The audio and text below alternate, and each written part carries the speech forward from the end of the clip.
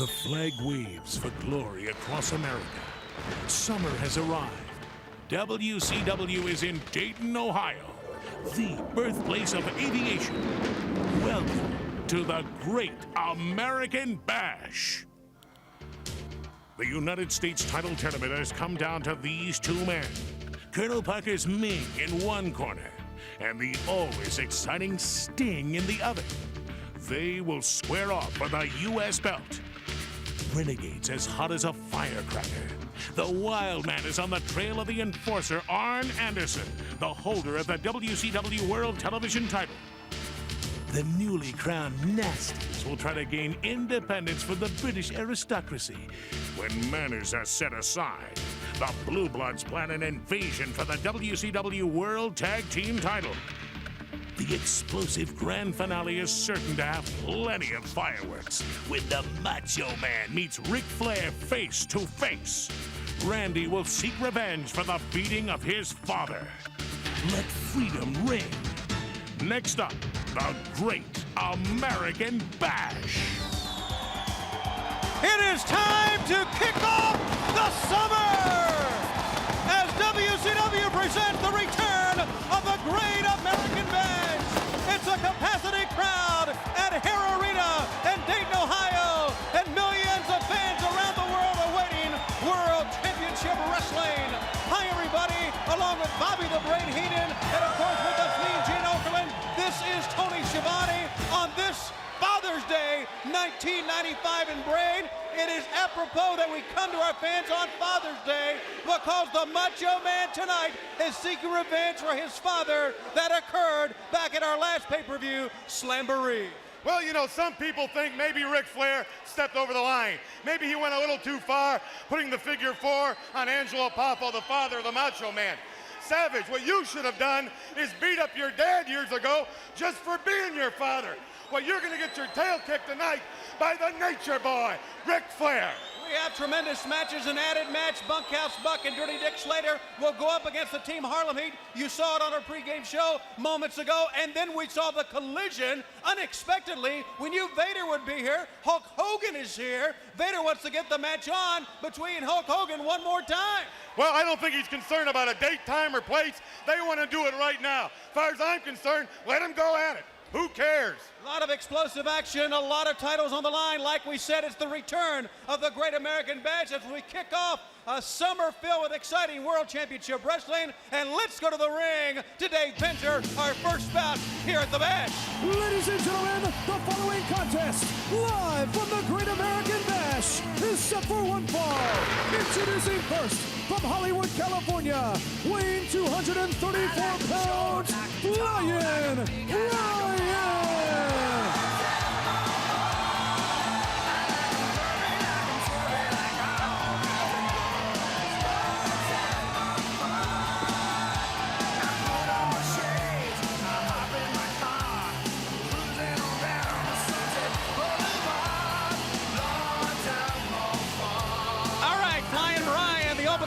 I tell you, Brain, what a way to start out the summer. Oh, my goodness. What a way to start out the summer.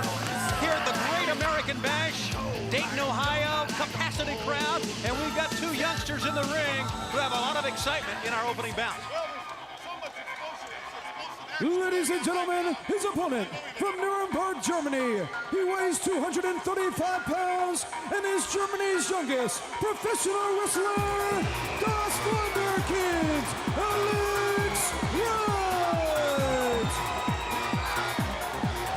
The Wunderkind, Alex Wright.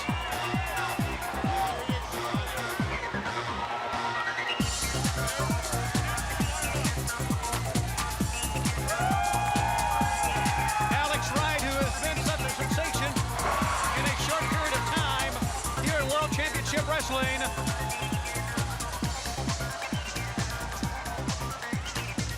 And Flying Brian. And I tell you, this is their first meeting. And it'll be interesting to see because, you know, there's a lot of similarities between the two men, Brain. Yeah, there's a lot of similarities. They're both punks, as far as I'm concerned. Yeah, never shake the hand of a man you're going to wrestle. Why? Because that man wants to tear your head off. And if he don't, he shouldn't be in there. He's not competitive. You don't need friends. You need wins to make money. What's wrong with having wins and friends? You can't trust friends. Oh, good move. You Hooking just on, get in the way. hooking onto the wrist of Alex Wright, Flying Brian, a man who has held many titles in World Championship Wrestling, both in singles competition and in tag team action. And certainly Alex Wright looking to win his first title. And this would be quite a win for either man. Well, he's from right around the area, isn't he? He played ball for the Cincinnati Bengals, Flying Brian. Sure is. Cincinnati product. You're right. And we're, what, about 55 miles or so outside of Cincinnati here in Dayton, Ohio. And they always say something about this man. When he played ball for Cincinnati, they'd have won if they'd have traded him. They didn't say that. That's what I've heard. Yeah, there you go again. It's only the first bout. Great cartwheel. Full arm dragon twist. And look at that head scissors. Great takedown, Flying Brian.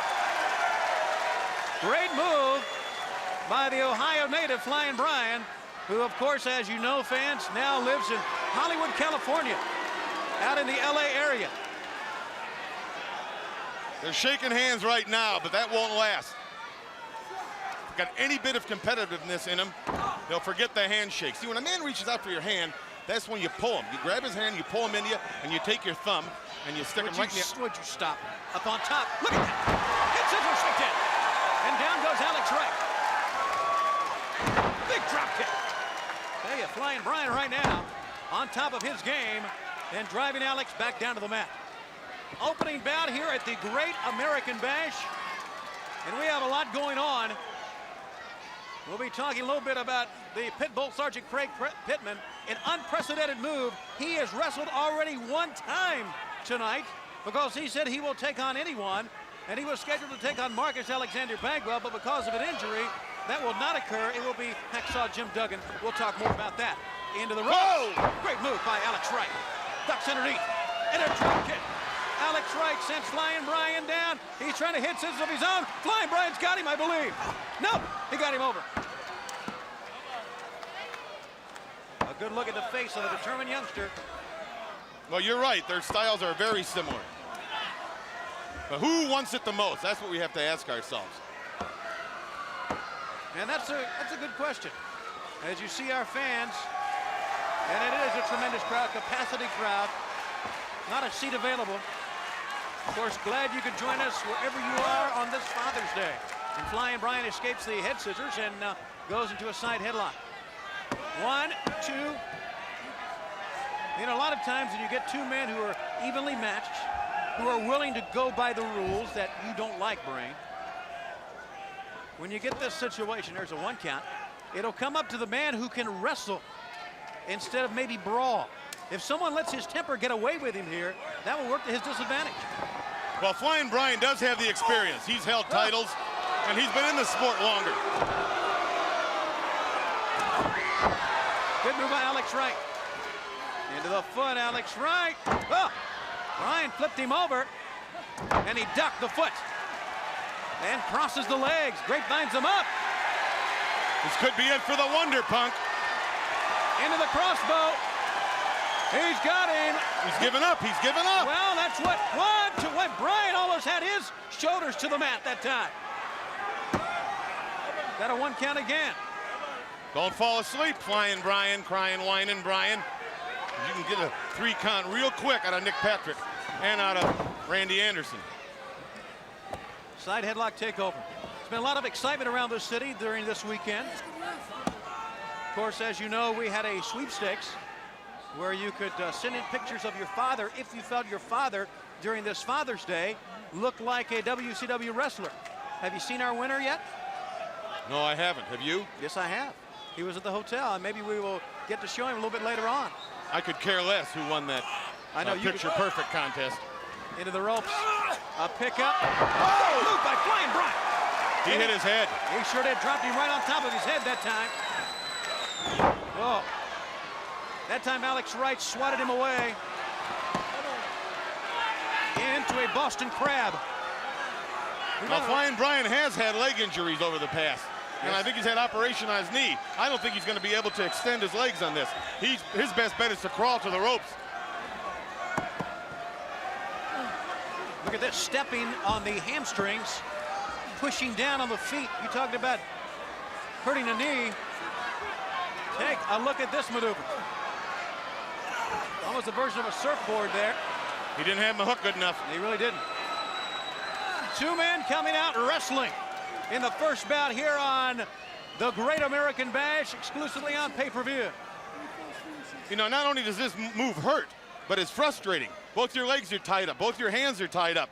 There's not much you can really do. 2 count. A lot of quickness. A roll up again. A 2 count again. 1, 2, one more time, and almost Alex gets away, but Flying Brian comes out with the first shot. But I think maybe Flying Brian's letting the temper flare a little bit here. Well, he's getting frustrated with this young punk in there. The young man, not Punk, the young man doing quite well. Uh-oh. Oh, it just shows you that Flying Brian wants it a little more. Well, I don't believe that at all. I believe both want it, and I don't believe you can say that Brian wants it a little bit more. Well, Now, he's had the taste. He's had the taste of it. He's Taste had of championships. He's made big money. This Wonder Punk is relatively new. He hasn't held any titles. He hasn't made that big dollars yet. He hasn't had the taste of it. Sure, a bunch of teeny boppers applaud and their little hearts beat because he comes down the aisle dancing with his little dimples. He's ugly. He is ugly. He should wear a mask. Up to one knee now as the youngster Alex Wright drops low. Brian, Brian tried to land on his feet that time, but he was at the steps. He could have jammed an ankle.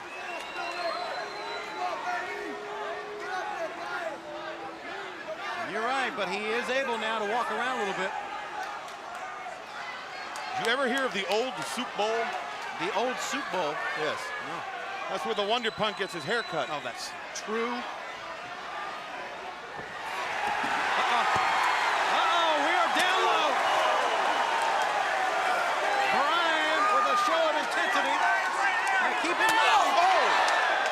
We have not had any illegal moves. I mean, Flying Brian, those are backhand chops. Those are legal, even though he's out of the ring.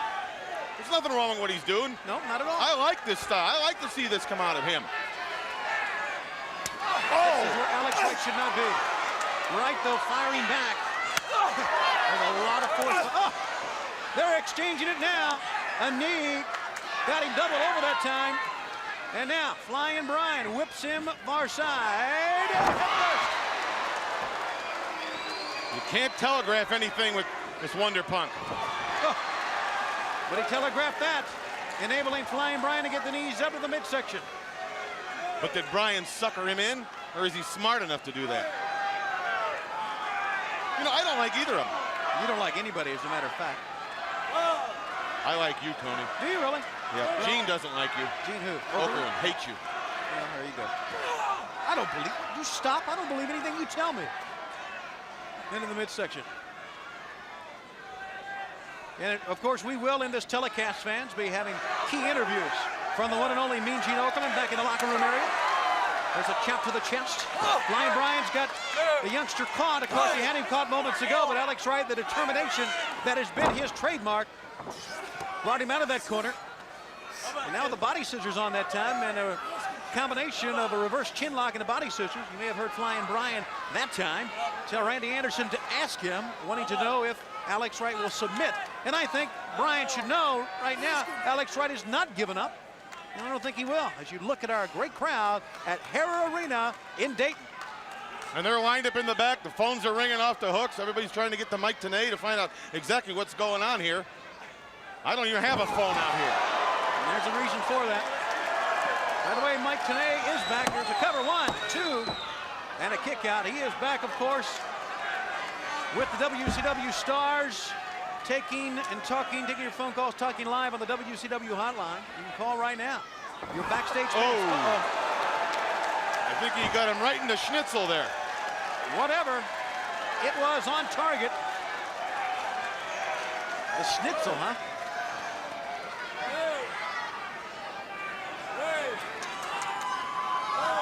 All right. Flying Brian, very deliberately going to get him. Uh-oh. No. Wait him. He suplexed him over the top. Did his back hit the edge of that ring apron? My goodness. That was nothing short of incredible, and I'm not so sure Flying Brian can even get up. That's a disqualification, isn't it? Shouldn't that be? Or are they going to give him a little leeway and saying, well, he didn't know where he was. He was just trying to get back into the ring. That's a disqualification as far as I'm concerned. Well, I think as the rule applies, as Bryan goes down, you have to be in the ring as well as your opponent. Technicalities. And Alex Wright was on the outside. I guarantee if it was Ric Flair, look at this, look at that. These two men are going at it here, up on top. Bryan, I think, in the back of his head on the safety rail. And he's down, and Alex Wright is dazed as well. Alex Wright was dazed on the way to the ring. Uppercut. Rolls him into the ring. Going upstairs. What a battle we are seeing at the Bash. And this is just the beginning. Drop kick. Right on the button. 1, 2, and a kick out. I didn't think he'd get out of that one. Neither did I. Like I said, Schiavone, this is just the first match. We have a lot more to come. Bryan ducks low, and the youngster, Alex Wright, tumbles outside. Well, he can't beat him outside. He's got to get him in that ring. Bryan cuts to the ropes. They love Flying Bryan here, a hometown favorite. Dayton, Ohio would like anybody. Well, they don't like you. Look, there's a guy with his IQ on his shirt. And that was evident when the chant of Weasel erupted and we walked out. And they shouldn't call you that, Schiavone. Rude. Nobody home. They're both going to be counted out here. I don't see him getting back in the ring by a 10 count. You may be right. And Randy Anderson on the apron. He is up to 3, I believe. That's farther than he's ever gone. He's up to 5, and you may be right. We may be looking at a double count out here. No, sir. Alex Wright brings Flying Bryan in. He's going upstairs again. High-risk maneuver one more time. Bryan moved out of the way. Like a dart. He may have separated his shoulder.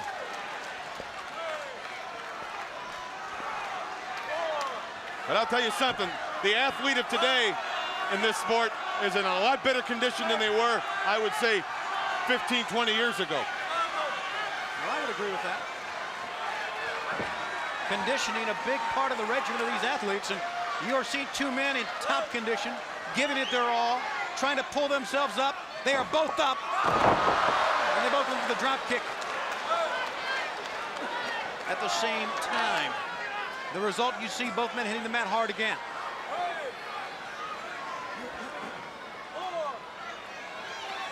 Once again, a count administered by Randy Anderson. He's still stuck on 5, though. 6 now, Bryan. He must have had help. All right. A vertical suplex here. Uh-oh. Bryan may be going for a superplex. I understand the Wonder Punk called his father today. Collect.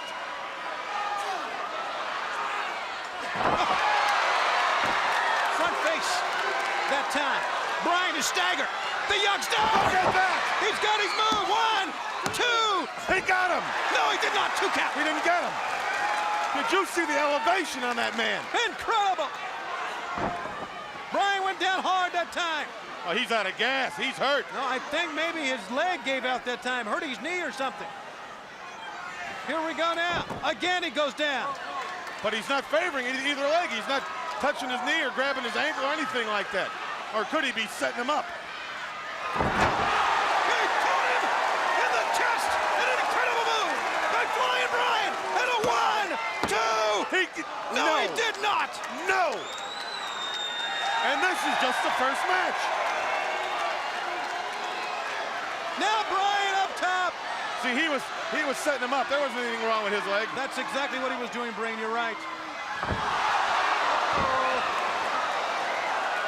I would say the complexion of this match has drastically changed. It's a little hard to go home and explain those bruises. Yeah. Waist lock. Bryan holding onto the ropes. And this is a good move by Bryan. You know, they both want this bad. Standing switch executed by both men. Bridge it. 1, 2. No, sir. He didn't get it. You see Randy Anderson shaking his head, and the people love it here. What a match. Sunset flip with 1, 2, 3. Yes, he got it. Ladies and gentlemen, Amazing. Dennis Wonderkid, Alex Wright. What a win. What an effort by both men. How embarrassing to be beat by the Wonder Punk in your backyard. There's nothing embarrassing about this at all. Flying Brian gave it 110%. He gave it everything, and he came out just a little bit short. They shake hands and embrace, and what a match to open up the bash. This one we're going to remember for a long, long time, fans, and you were part of it here, only on pay-per-view.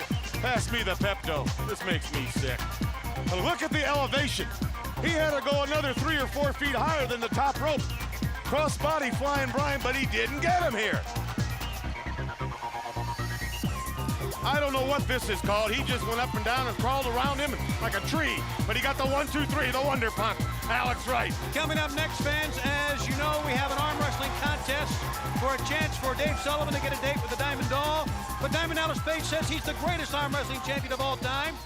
Let's take a look at exactly what's been going on with Diamond Dallas Page in the arm wrestling contest. And Dave Sullivan knows a lot about this as well. Who gets the rabbit? You got the international big arm wrestling world champion in the house, Diamond Dallas. What a big! Come on, come on. If anybody's in the back got the guts to come out and face Diamond D, come on down. Stop me!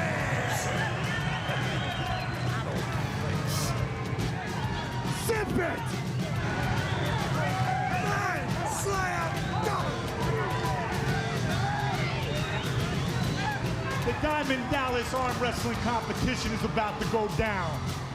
Now I know even you stupid, pathetic, nose-picking pukes at home know the rules by now.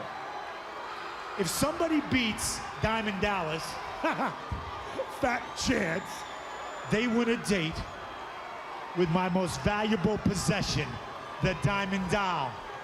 If there's somebody in the back who thinks they can take what's mine, go for it. All right, let's see. The referee is still to release them. He releases him and Hammer.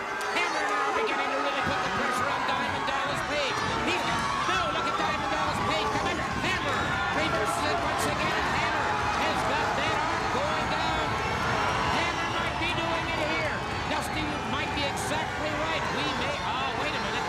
He's getting some extra leverage there. Max Muscle will be running it. Look at now.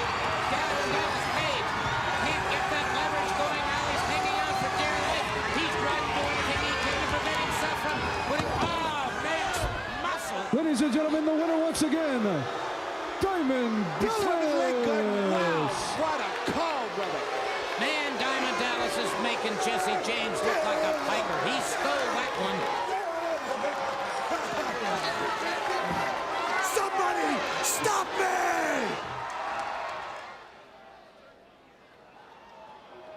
Great American Bash between Diamond Dallas Page and my guest at this time, Dave Sullivan, prefers to be called Evan, right? Now, do you know the magnitude of this? Tonight, if you win on the positive side, a date with the Diamond Doll. However, I just talked to Dallas Page. If he wins the arm wrestling contest, I think Ralph the Rabbit is going to end up in the stew. In the what? No, not the stew. No. Let's talk about on the positive side. I don't like to hear that. That's not nice. Ralph doesn't understand what we're saying. Dave, give me a break. Now, take a look at the Diamond Doll. Is that incentive for you tonight to win this arm wrestling match? Oh, it is. And you know, Ralph said it was okay to put him up because he felt with the hard work I've been doing that I could win. And I understand this is also a very special day. This is Father's Day, as you know, Evad, and you would win this not only for the date with the Diamond Doll and get to keep Ralph, but also for your dad. That's right. Daddy Sullivan. I get a win for him, yes. First name on that one? Daddy Sullivan. Daddy Sullivan. Okay, that's very good. All right, ladies and gentlemen, we have set the scene for the big one. As you know, the Diamond Doll is going to be on the line tonight. I still can't believe that DDP put her up I still can't believe it. But I can't believe that you put the Rabbit out on the line either. Well, you know, he's a lot of tongue in cheek, and Ralph had a long talk with me, and he psyched me up, and he felt I could do it, and so he said it was okay. Dave Sullivan, I thank you very much. Get ready for arm wrestling here at the Great American Bash. Right now, let's get back to the ring. Ladies and gentlemen, it is time for the special arm wrestling challenge with the following special stipulations. If Diamond Dallas Page wins, he gets Dave Sullivan's pet rabbit, Ralph. Thanks. And if Dave Sullivan wins, he will get a date with the Diamond Doll. Introducing first, formerly from the Jersey Shore, now residing in Las Vegas, Nevada, accompanied by Max Russell and the Diamond Doll, Diamond Dallas Page! What kind of fur do you think that coach made out of? I thought you were going to say You that. know there's more fur between the rabbit's ears than on Okerlund. Well, here we are. Date with the Diamond Doll is on the line. And I think it was very evident from the last video we saw that Max Muscle has been a big part of the victory parade of Diamond Dallas. You're right. Victory parade. He's a winner, this man. I like to call him Flash. See how fast he puts their arms down? Well, of course, a man who won $13 million not too long ago. I guess if I coach like him, $13 million. Okay, we're about set to go with the opponent for Diamond Dallas in the arm wrestling contest. Let's go to Dave Mentor. And ladies and gentlemen, his opponent in the arm wrestling challenge from Daytona Beach, Florida, weighing 292 pounds, Dave Sullivan. Is that a lunchbox? That's Ralph. Gotta love. What? Ralph's got him psyched up. He's been talking to the rabbit. Yeah. Did you let that guy do your taxes? No, I would not. I wouldn't let you do my taxes either. I'd rather have Bucks do my taxes. Or Ralph or Peter, whatever his name is. Diamond Dallas and Evad, as he likes to be called, but Dave Sullivan. I don't think it was great that Dave had a happy Father's Day for Daddy Sullivan. You know, his brother Kevin. He hasn't called home in years. Well, I guess it's not Kevin. If you saw the main event, if you've seen the programs this weekend, it's now Taskmaster. Wouldn't say it. Mr. Hey, Taskmaster. wait a minute. Idiot boy! Buddy boy! I'm giving you one last chance. Save yourself the embarrassment and leave the building right now! I don't think you know which way the door is. Don't listen to these pathetic pukes from Ohio! Shut up! Dave's not going to go anywhere. He's ready to arm right. He's up to the table right now. You know, that bathrobe he's wearing is from the mental institution, that state issue.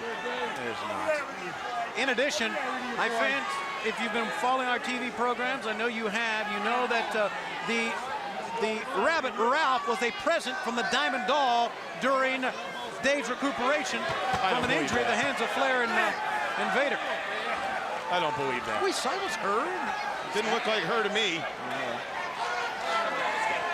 Dave is anxious.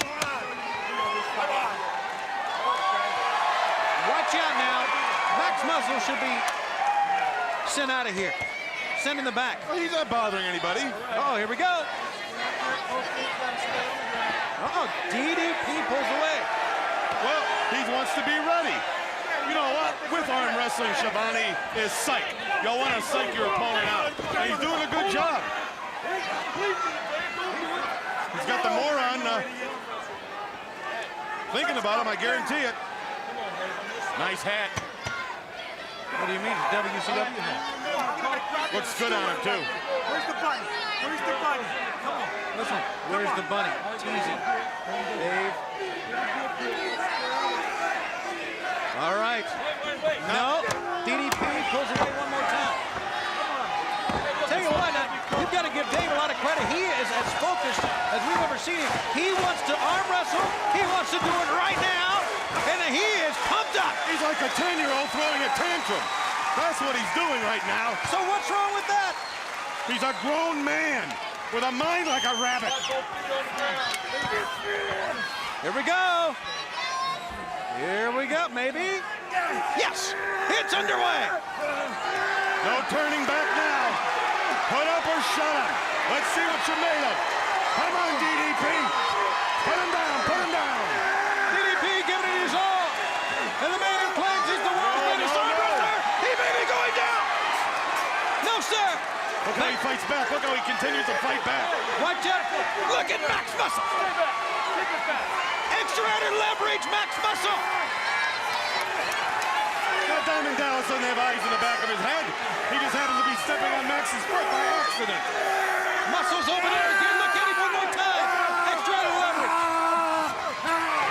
Ladies and gentlemen, the winner of the Arm Wrestling Dave Sullivan wins it. winning a date with He the wins the Diamond date. Doll, Dave no. Sullivan. Gonna be the worst night of your life, honey. And I really believe that maybe she bumped into Diamond Dallas and caused him to lose. Oh, it's gonna be extra dishes and more ironing for you, sweetheart. Keep her out. Look at her face. Oh, wait, they're going at it now. Max Muscle and DDP are having problems now. DDP thinks Max did it. Somebody bumped it. Well, they made up. What happened is what he's asking. See, I told you he's blaming the Diamond Dog. Well, it's her fault. Accept responsibility, Toots. The question is, and I believe it's true, that she bumped into Diamond Dallas Page with somebody. Please pull him out for her. Lay the law down to her. Make her understand. You're the man of the family. Yeah, well, guess what? Someone's got a date. She does. She's going out with a moron and a rabbit. Lucky her. Shut up, you pathetic puke! Talking to you, Tony. All right. Well, this isn't going to sit well. All right. We're going to show it again. There you see the extra-added leverage. But Max moves out of the way. You Watch see? this. Bumps into her. Oh, she bumps it. She bumped. He bumped. She bumped. No, wait a minute. She bumped into him, who bumped into. But she caused it. She bumping into him caused him bumping into Dallas. It's her fault. It's like a chain reaction car wreck. All right. She started it. Take it away, Mean Gene Okerlund.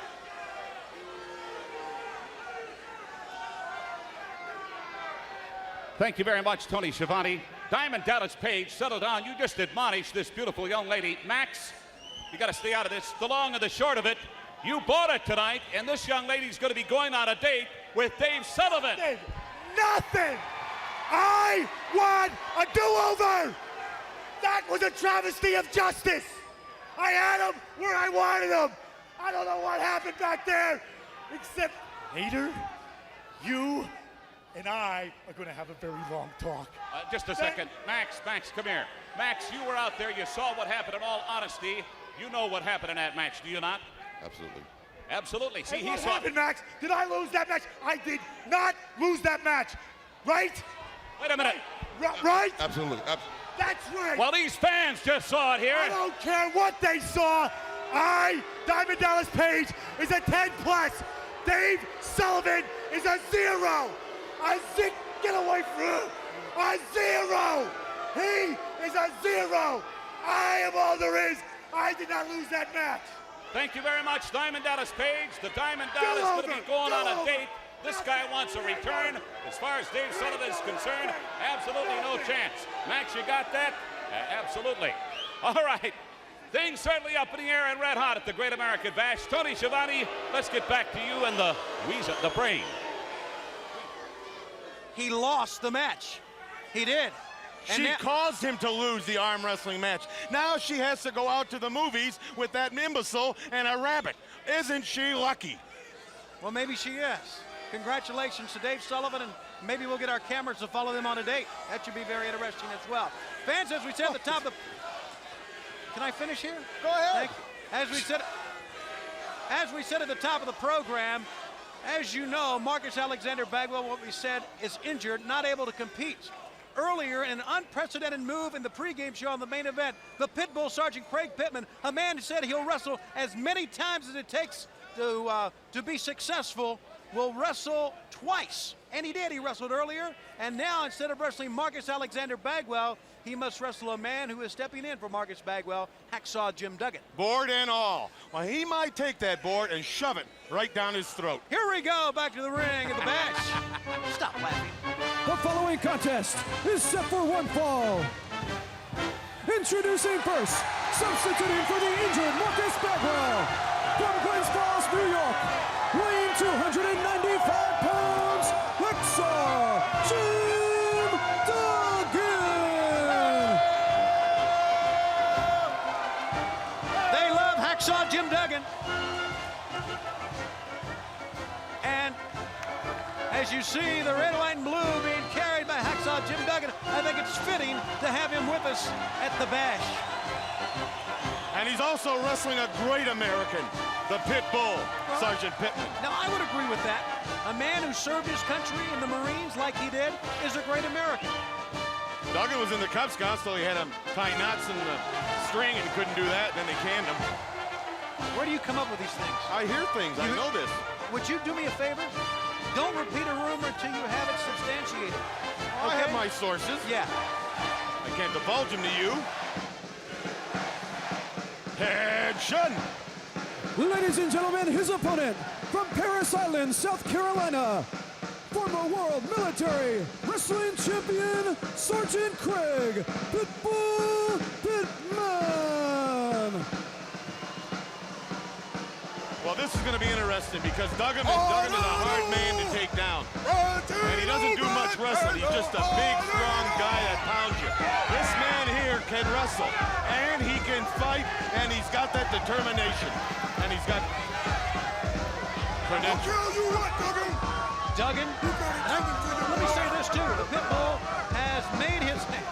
The guy's got his own name he carries with him. No, that's reference to Gomer Pyle. It's gonna be another good day for the call. Shazam! Sure many of you remember that program.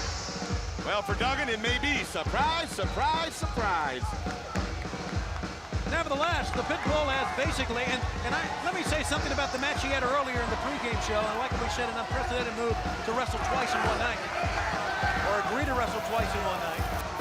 The Pitbull, Craig Pittman, you do understand, broke that young man's arm earlier. You hear that? With that code red. But there's got to be, you have to draw the line somewhere. I mean, WCW wrestlers come in to compete to win, but not to break someone's arm deliberately. Tony, he's got another arm. Yes, I know that. It's a big deal. That's to comb his hair with his other hand. Eat soup with another hand. Big deal. It'll get better in time. Maybe it won't, maybe it will. Who cares? All right, as we said, Bagwell injured, and we certainly wish Marcus Bagwell a speedy recovery. We understand it's a leg injury in his calf muscle. And he's got a high fever, too. Oh, yeah? Yellow fever. No, stop. But now the Hacker is in with the Pitbull, Craig Pittman. And you're right, we've got a wrestler, a man who will take you down to the mat, and a brawler. Well, you know, he don't like beards. He don't like guys with long hair. He don't like guys with a big mouth. Well, Duggan has all that. Neutral position. Duggan, big, strong, strapping man, and the Pitbull, known. Tell you what. I think what Duggan could do to you if you could see him. The Pitbull made the transition from a great amateur wrestler, military champion, to the pro ranks in the WCW power plant, the training facility that was featured this morning on Good Morning America, I understand. I'll tell you, if I was still managing, I was over at the power plant about a week ago. I've never seen so many big guys. I've never seen so many guys wanting to become wrestlers. That'd be the place I'd go to find talent. And there's plenty of talent there. No question about it. And they tell me that the Pitbull was truly one of the toughest, maybe the toughest man ever to come through the power plant. Look at this. Duggan trying to, and he did send him over. And that has not happened many times. How many times have you seen a man in the short span that the Pitbull has been in the ring take him off his feet like that? I haven't seen him taken off his feet. Well, this is WCW where the big boys play. Anything can happen. Usually does to me. There's a reason for that, buddy. This chant of USA, of course, has always been a part of Hacksaw Jim Duggan, but it may fire up the pit bull as well. He's got to get Duggan down on that mat and rub his nose. He's got to keep him grounded. Duggan can't punch you too hard flat on his back. Don't get him on his feet. Full arm dragon twist, and Duggan trying to keep his distance with the pit bull. Look at the power in that upper body of the pit bull, Craig Pittman. Look at the cauliflowered ear on Pittman. He's been through battles. Duggan, pit bull with a forearm shot, drove him right to the ropes, and this is where the pit bull likes to put him, on the ropes, and push and pull and stretch. And that's what he's doing to Duggan. Then again, Duggan has a cauliflowered face. Oh, he does. Look at it. That's why he's got all that fur on it. Oh! The pit bull landed on his feet incredibly. And then lost his balance. He's hurt. Incredible. Some of the things that we have seen already here in the Bash. Duggan pounding the pit bull on top of the head. And now around the deltoid and the bicep. Now, if the pit bull was kicking Duggan while he was down, you'd be saying, stop him. That's horrible. But no, Duggan does that and everybody loves it. Explain that to me. Tennessee figures. The other guy next to him is named Bud. All right, the pit bull trying to get back in the ring. Oh, and he caught him. He caught him in the throat that time to the pit bull. And Craig, pit bull Pittman, has Duggan in a very, oh, my goodness. Oh, he's intense now. He's gonna take his shoes off and everything. He ripped off the knee pad. He didn't take it off. He ripped it off. Absolutely. Look at that man's eyes. The pit bull again. Take a look at the pit bull, Craig Pittman. Oh, I wouldn't want him standing over my cot at 5 in the morning telling me to get up and give him push-ups. Neither would I. And again, this time he's going to use the other leg, apparently. And he might get disqualified here. Then again, if I was in the service, I wouldn't have a wake-up call till noon, so I wouldn't have to worry about that. Oh, I'm sure. You'd last in the service one day. I'd be a general. I'd be an admiral in the Marines. You think you can start out like that? I would. You bonehead. I wouldn't say that about Pittman. He doesn't have a whole lot of hair on his head, but... Duggan and Pittman, you're talking about an entirely different match from the first match we saw with Wright and Flying Brian. Which I still can't believe the Wonder Kid won. Incredible matchup. Look at our great crowd, capacity crowd on hand. Well, I can still hear Diamond Dallas chawing on her back there. He is still yelling. Too bad. She's got a date. She better get over it. And so should he. Oh! The pit bull, for good measure, pounding away. I guess it's for good measure. And look, his shirt is torn. This is quite a fight. Duggan decks him. He decked the pit bull with a right hand. Don't sell him short yet. Duggan is like a blue-collar stiff. Hey, easy. Left hand, right hand. Oh, Pitbull took him down. Oh, did he ever? Oh! Hey, maybe Duggan can go out with the rabbit afterwards. They can both hop down to the malt shop. Do you listen to yourself sometimes, some of the comments you make? Are you trying to imply I'm insulting? Well, that's the least of your problems. Still to come, Macho Man and Ric Flair on Daddy Day. Gouging the eyes to get out of it in a legal maneuver, but it was really probably the only way Duggan could get out from this monster that's the pit bull. Takes him to push him down to the mat again. Almost a spinning toe hold like maneuver here. Grapevining the leg. And what Pitbull wants is what he has gotten through all of his matches, and that's a submission. Spinning toe hold, and Duggan shrugged him off that time. Well, he lost his balance. He reached for the rope. He missed it, I think. He just was disorientated there for a bit. This what? Orientated. You know what that means? Orientation. Yeah, that's when you go to college. No, orientation is when you get orientated during mutation, but whatever. You know. Right hand knocked the Pitbull down. Block, right hand, left hand, right hand. He's got the Pitbull in trouble. Sending Pittman in, picks up Pitbull. Uh-oh, couldn't hold him up because of the knee. I've never seen anybody manhandle Pittman like this. But wait, he's aware. He's got to be aware that Duggan is wounded. And he's hobbling, and he's got that bad wheel. Shades of Angelo Poffo. Duggan Hey, is the going. Macho Man. He's going for it all right now. Waiting. 3-point stance. Pitbull better move. Pitbull goes back to the knee. The Pitbull staying focused, absorbed the clothesline.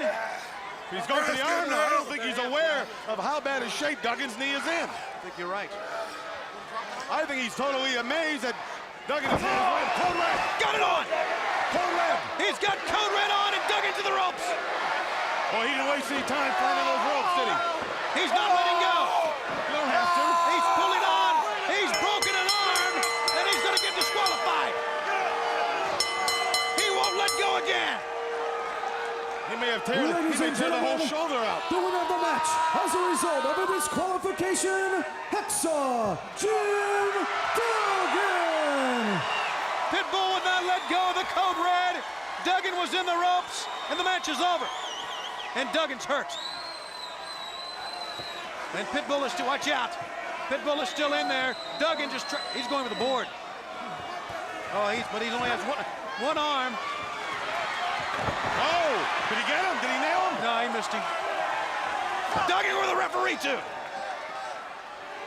This was a wild one. Well, you know, he can use the board for a crutch. Well, that's not funny. Okay, a cane. The Pitbull, Craig Pittman. The winner. No, lost by disqualification, but attempted for the second time tonight to break someone's arm. Well, he's already broke a guy's arm, and he was on his way to breaking the knee of Hacksaw Jim Duggan. All he needed was just a little more time. Believe me, Schiavone. Believe me, Duggan knows he has been in there with a man. He knows he's had a fight. He's been in there with the pit bull. All right, let's go to Mean Gene Okerlund. I thank you very much, Tony Schiavone. I'm back here with the Blue Bloods. By the way, they're going to be facing the Nasty Boys momentarily for the WCW Tag Team titles. They are Lord Steven Regal, with that smirk on your face, and, of course, Robert Earl of Eaton. Now, Robert, you prefer if I called you Bob? What? Excuse me, Mr. Oakland, please. My learned colleague has a lot more things on his mind. Let us put this situation like a little case in history. 1945 in May, Adolf Hitler sat next to Joseph Goebbels in the bunker and he said, "You know, Joseph, I think we've blown it." And that's exactly what these two fat lowbreds, these gutter snipes have done. They have blown it. They do not realize what they have got themselves into. They are in for the thrashing of their lives. They have no concept of the pain, the torture, and the embarrassment that they are going to receive at the hands of the two greatest noblemen that ever graced this shore. May I interrupt here just a second? For the record, gentlemen, let's go back to Slamboree. You ambushed the Nasty Boys from behind, and you've had a couple of subsequent meetings, and I don't think things are probably going to go tonight exactly the way you're planning, in all due respect, at the risk of sounding negative. When you are in this country of decadence and debauchery and violence, where your children grow up in violent society, sometimes violence is the only thing that gets people's attention. Myself and the good Earl, my learned colleague here, had to bring attention to ourselves. We have shown the world, and we have shown WCW, that there is no one better and no one more qualified for a shot at the World's Tag Team Championships. The only reason that the Nasty Boys are the tag champions at the moment is because there isn't another team capable of beating them. That shows how pathetic the other teams are here in World Championship Wrestling, and believe me, it's only a matter of time before you have two gracious athletes as your champions. You've taken all of your esteemed colleagues' time. I was going to ask him a couple of questions, especially about your recent travels to Great Britain. I thank you very much, Lord Steven Regal and Robert Earl of Eaton. Run along now. Thank you, boys. Get ready. Tony Schiavone, let's get back to you and Bobby Heenan. All right, thanks a lot, Mean Gene Okerlund. That match to come a little bit later on, but we have, as we said, an added match. The team of Bunkhouse Buck and Dirty Dick Slater will take on Harlem Heat. The match was not scheduled to be on the Great American Bash, but it occurred because of what happened during the main event pregame show, and it was wild. Take a look at what happened about an hour ago. Okay, Jerry. I take on the Buck, you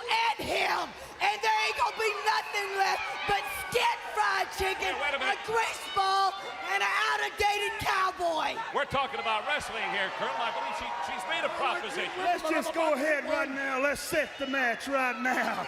Well, I can't do that. I'm not authorized. Well, I'm telling you, we want it, you can set it, and we're going to have it. You know, but I want to say something. In the future, when you come out here and talk to me, you might ought to realize, you know, I'm about the same status as an American legend here, you know. Well, I wouldn't go that far, Colonel. Don't be interrupting me here, young lady. Let me tell you something. You just got off the farm yesterday from the way you're acting here. You're probably yearning for the companionship of a fine southern gentleman. You know what? I'm gonna fix that. Hey! Oh! Wait a minute. Hey, please, just a second here. Sister Sherry has just knocked Colonel Robert. Ladies and gentlemen, the She knocked him following out of his special suit. challenge tag team contest is set for one fall. Too bad. Introducing first, accompanied to the ring by Colonel Robert Parker. First, from Bucksnort, Tennessee, Funk House Buck. His tag team partner from Port Tampa, Florida, Dirty Dick Slater. All right, it's a tag team added bonus. The Great American Bash. Ring, what a great way to open up the summer. We're going to have a great summer, you and I together. Oh, thanks for the warning. I tell you, I'd rather be with you than with Yvette and the rabbit. Maybe not. What? Nothing. Well, pick me a winner here. I don't know what to say about this one. Let's go back to Dave Penzer. Their opponents in this special added contest, accompanied to the ring by Sister Sherry from 110th Street in Harlem, New York, Stevie Ray, Booker T, Harlem Heat. Harlem Heat and Sister Sherry. Of course, this all started. Harlem Heat had a match earlier on the main event pregame show. Now let's get it. We're gonna break them up some real proper, like, if you understand me. And they claim. I'm gonna show you what a fried chicken is. All right, okay. All right. Don't get the wrong idea. Right, sucker. Anybody? All six of them I like. I feel so funny calling this match. You kind of look funny calling this match, too. You don't have to insult me. I don't need you to do that. Uh-oh, here we go. Yeah, you're not going to see a lot of wrestling maneuvers here. I don't think so. And keep an eye on Colonel Parker and the lady on the outside as well. There goes Buck. Somebody on the outside. Colonel Parker to help him out. Well, I saw a twinkle in the Colonel's eye when he hugged her and kissed her. You I did? also saw a twinkle in her eye. You did. There's sparks there. This may be a love connection. Fans, we want to let you know this all came about basically because of the intense jockeying for position that is occurring in the tag team wars right now in WCW. Nasty Boys are the champs. Blue Bloods got the title shot. Harlem Heat former champs thought they should get it. Colonel Parker stepped in and said, wait a minute, what about Buck and Slater? They deserve a title shot. So basically, when it comes to the most prestigious of tag team titles in the world, the WCW World Tag Team Championship, you've got some of the greatest athletes and greatest tag teams going at it, and certainly, understandably, tempers would flare. Well, not only is there so much at stake here when you talk about prestige, but there's a lot of money involved here. You make a lot of money here in WCW as tag team champions, and everybody wants that position. It's Would where you? yes, absolutely. It's where the big boys play. Big pickup. Look at the power of Stevie Ray. Yeah, but this man, Dick Slater, is tough as nails. Of course he is. And a pickup of Buck. Hard slam. Slater back to the corner. And we've got a standoff here. Fans, want to remind you, you can call and talk to your favorite stars, the big boys of WCW, all night on the WCW Wrestling Hotline. And is Sting taking phone calls now, maybe?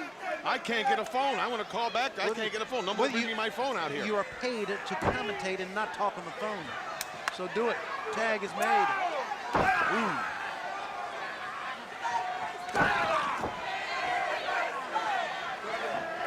Forearm shot. Gouge to the eyes. And you are seeing two men from opposite sides of the spectrum here. Think about it. Harlem, New York, and Bucksnort, Tennessee. Oh! But a fight is a fight. That's right. No matter where the geographic location is. Very good, Brain. Happens to be right here in Dayton now. Knee to the sternum. Tag and great teamwork. That's why they were the former tag team champs. Why they are the former tag team champs. I'll tell you, there's some sparks going on with Sherry and the Colonel. They're eyeing each other. I can just, there's something going on here. You know, it's still spring. Maybe the love bug is bitten them.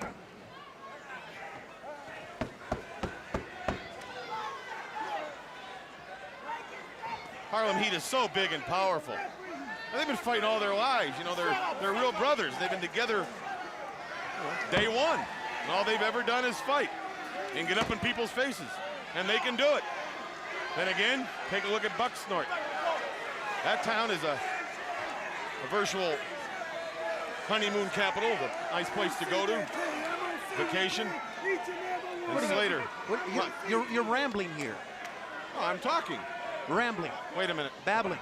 My man Woody just told me there's something going on in the back. Drop kick. Around Savage's dressing room. Your man Woody. Woody even looks like you now. He doesn't look like me. I'm handsome. Neutral position. Slater. Oh, great move by Slater. Into a drop toe hold. Taking Booker T down. I'm very surprised now that, well, maybe I'm not, that Colonel Parker has kept his distance away from Sherry. I'm not surprised. Yeah, maybe not. They are on opposite sides. There you see Sherry in the bottom of your screen. Colonel Parker walking on the top there, and here's the tag. It's going to get down to great teamwork, and of course, even though they are very rough and tough, and they like the brawl, the brothers, like you talked about, they are blood brothers, and they have great chemistry and great teamwork. But the more you pound on Slater, the more he likes it. He is one tough customer. Snapmare takeover, and Big Stevie Ray, one of the biggest and most powerful men in this sport. Take a look at those arms. That's what they call guns, big guns on him. Those are cannons. And Sherry looks on. She has had so much success in this sport since arriving in World Championship Wrestling over a year ago. Tag is made. Oh, she's not just a beautiful woman. She's You're also right. smart. She's not just a beautiful woman. You're exactly right. And here's some great teamwork from Buck and Slater. Bunkhouse Buck. You talk about tough as nails. Oh. It's a cliche, but he certainly is. Big knee. Every night's a Saturday night to him. Every night's a Saturday night, huh? Full arm dragon twist. A big pickup. Oh. There's the raw power of Booker T. No. Look at this. Look at this. Little break dance get up that time. And he got him with an elbow on top of the head. Well, I'm sure the place's bunkhouse frequents, you're not going to see a lot of breakdancing. Yeah, I would agree with that. Hoedown. Hoedown. Square dancing, maybe. You'd have to be square to dance like that. You make enemies every time you open your mouth. Tag is made. And now, Stevie Ray. Well, that's the secret. They got to just keep their opponents in the corner. And they got to keep them down. Elbow on top of the head. Fans, like we talked about, there was a explosive situation that occurred. Wait a second, Stevie Ray standing on his feet. Slater will pull him back to the corner. That occurred earlier with Hogan and Vader, who are both here at the Hara Arena. We will show you that, and we will talk to Commissioner Nick Bockwinkel about the statement he wanted to make during the main event pregame show, but was unable to. Well, you know Bockwinkel, and I guarantee it, there's going to be some heavy, heavy fines.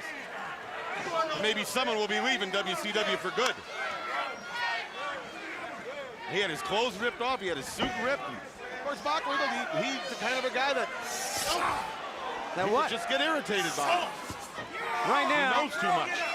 You are seeing Dirty Dick Slater, a man that you talked about earlier in this telecast, Brain, one of the toughest, not backing down, not being intimidated by the size and the track record of Harlem Heat. And Slater just kicking away on Big Stevie Ray. Remember the late, great football player John Matusik in the Oakland Raiders? Yes, I do. And this is the truth. You can check on this. Slater used to beat him up at least 3 times a week, both from the Tampa Bay area, and Slater is one tough customer. Really? Yes. Into the ropes.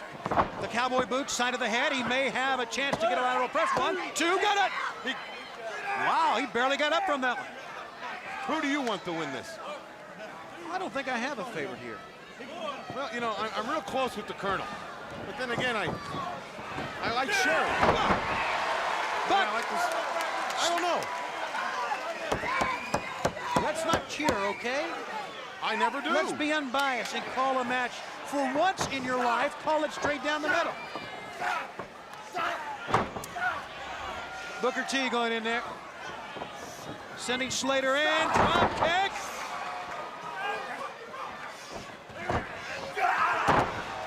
And the people here don't really care who wins this one.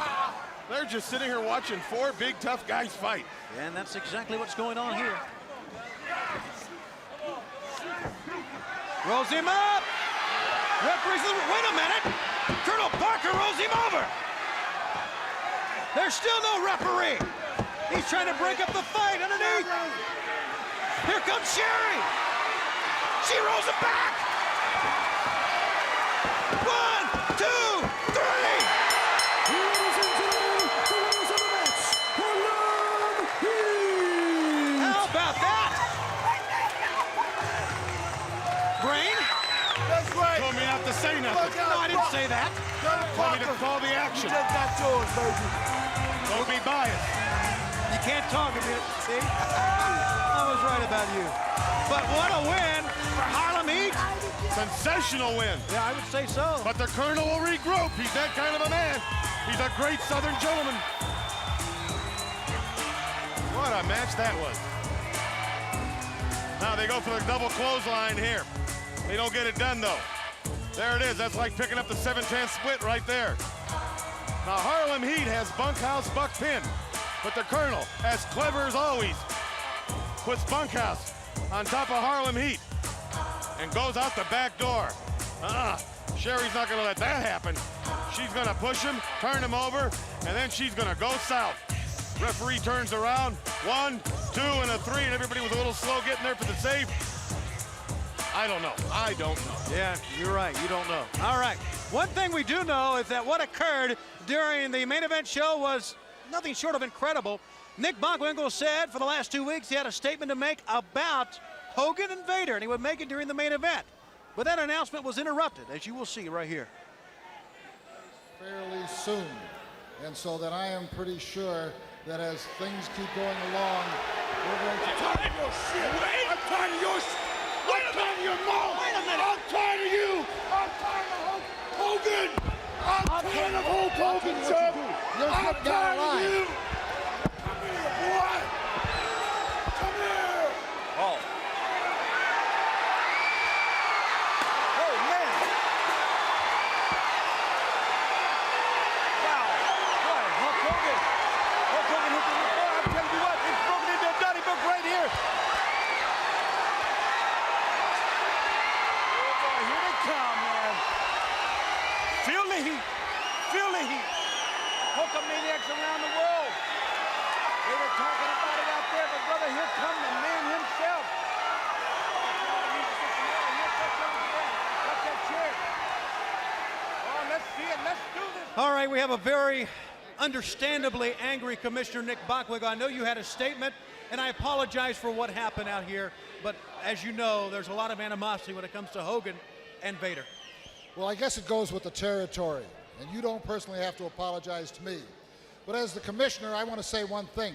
There has been a lot of feeling and anxiousness and desire in respects to a rematch between Hogan and Vader. Well, I want you to know something, Vader. You do not prove how tough and rugged a man you are by beating up on announcers, old wrestlers, and taking and ripping up suits. That doesn't make you a world's champion. You're going to have to get into the ring with Mr. Hogan. And when you do that at the what is it we've got coming up? Bash at the Beach, there's going to be one heck of a bash that you're going to have to create because you're going to have to do it to Mr. Hogan, but you're going to have to do it inside of a cage. All right, so Bash at the Beach, Southern California, For the title. for the world title in a steel cage. It's going to be wild. With that, let's go back to Mean Gene Okerlund. Gene? All right, Tony, what a bombshell from Commissioner Nick Bockwinkel. Come on in, Nature Boy Ric Flair as being one of the top contenders and an 11-time WCW heavyweight champ. What did you think of that announcement? I think I'm on top of the wrestling world. Vader, you got what you wanted, pal. It's you. It's Hogan. It's the cage. It's Bash at the Beach. Think about it, Vader. You and Hogan all alone. No Renegade. No Savage. And you know why? No Savage? Because tonight, if he has the guts, if he has the intestinal fortitude to walk the longest and the most immortal of his career and challenge the great Ric Flair, his career will come to an end. Can I point out something for the record? A couple of things. Either Randy Savage is in that locker room and steam's coming out of there, or he's firing up a big cigar. But this is Father's Day, Mr. Flair. Father's Day, all the more reason.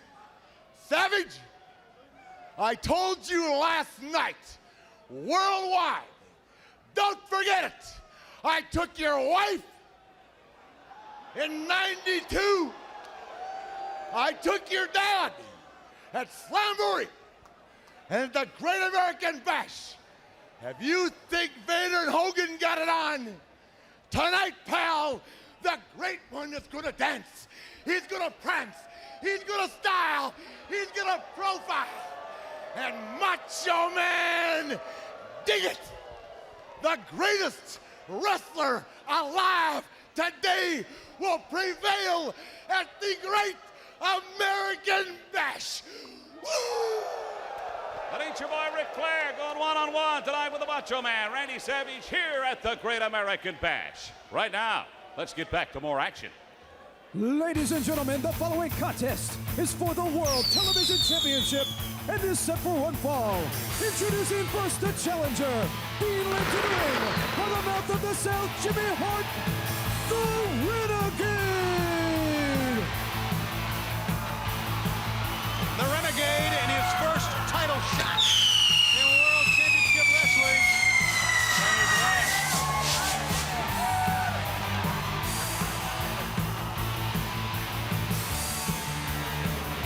Making his way to the ring. He is one wild and powerful man.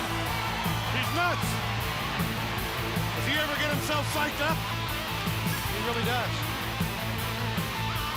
All right. Renegade and Jimmy Hart are in. You heard the comments from very confident, cocky, and another man who some people think is kind of nuts, the Nature Boy Ric Flair.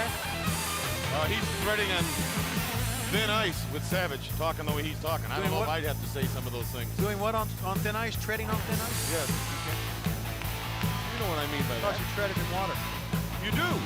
What is ice? Frozen water. Let's go back to Dave Pinter. And ladies and gentlemen, his opponent from the state of Minnesota, weighing 249 pounds, the World Television Champion, the Enforcer, Arn Anderson. Many nicknames, Double A, the Enforcer, Arn Anderson, the television champion. He's done it all. He has done it all. I've managed this man. I'm friends with this man. I know a lot about this man. He is one competitor. He wants to win at any cost. And if he hurts you while he's doing it, tough. He could care less. Anderson, you know, he's such a veteran, and he's doing something that is very intelligent right here. He is staying outside.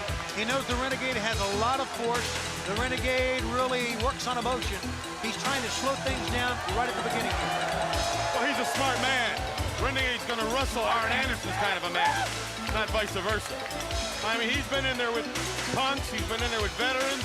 He's been in there with champions. The man is just tremendous to watch. And he's always setting you up. He's always moving side to side. He's making you make a mistake. That's Arn Anderson. That's why they call him the Enforcer. Arn Anderson and the Renegade for the World Television title.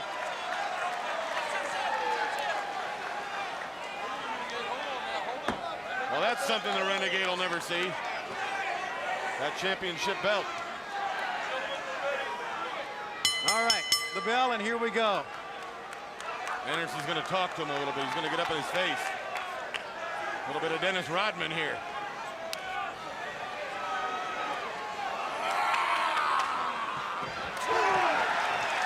Anderson pounding away. Tell you, one thing you got to think about, there's so much mystery and intrigue about this Renegade. We don't know that much about it. So you know more than you're letting on. No. So Arn Anderson's got to test him to see exactly what he's made of. He's unorthodox, I'll say that. It's hard to prepare yourself for this man. Arn, it didn't work.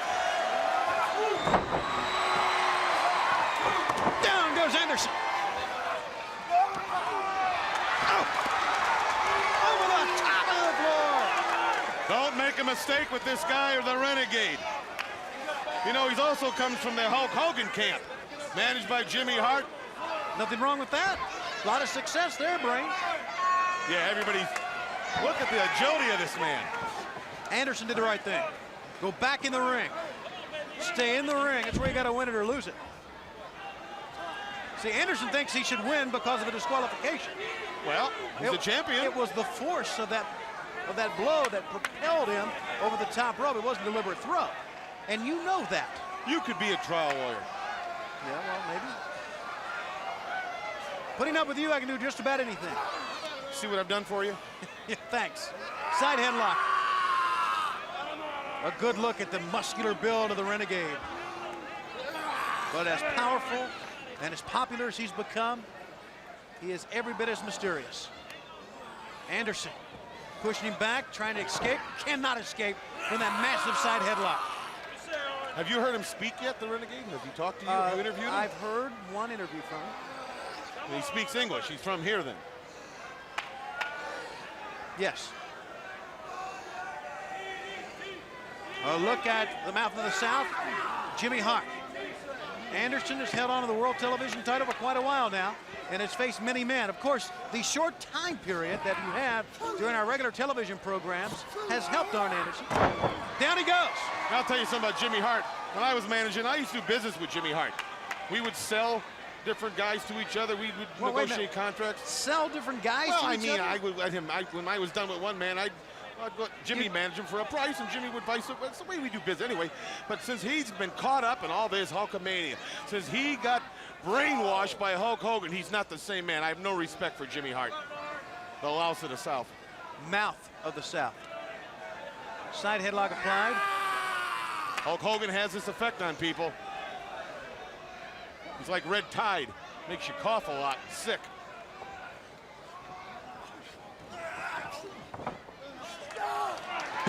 Abdominal stretch. Got it hooked on. But he doesn't have his late grapevine. He should do that. Good point, Brain. But there you go. The Renegade does. He knows some wrestling holds. He really does. You know, all my years, I've never seen this guy or heard anything about him.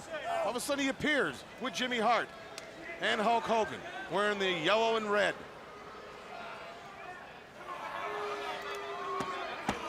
The abdominal stretch and a look at the crowd at Hara Arena. Just kind of northwest of Dayton, Ohio here. Great hospitality, good city to be in. Oh, great city. And fine wrestling fans all through this area. Down in Cincinnati, Columbus, up in Cleveland, Ohio's a great hotbed for WCW. Nothing. Nothing at all. Nothing at all. He absorbed the kick to the side of the head. Looks a little like Fabio, don't he?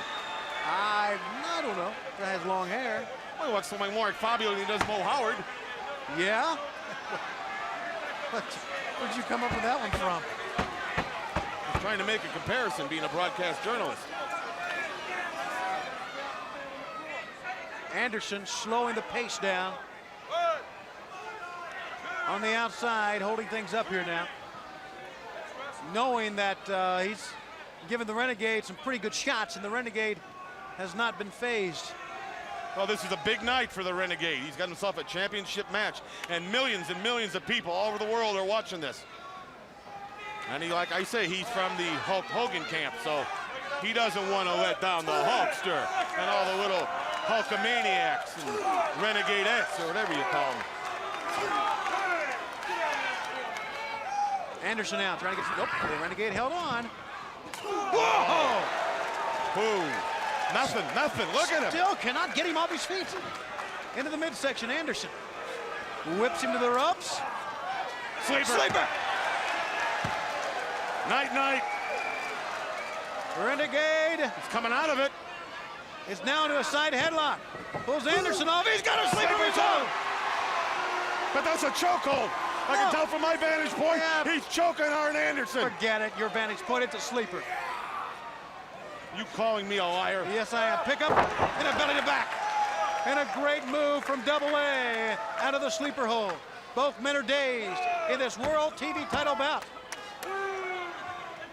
My man Woody just told me the officials were in the room with Savage, so something's going on in there. Some of Nick Bockwinkel's staff was in there talking. So Savage is snapping. He's getting closer to ring time. He's getting closer to the bell. And he's getting psyched up for this one, as if he had to. You know, based on what we have seen from Savage over the past couple of weeks between Slamboree and here, I'm surprised we haven't seen him yet. I'm surprised during the Flair interview he didn't find out the location of the interview and crash the party, so to speak. Well, he's been in the building since around 12:30 this afternoon. Why?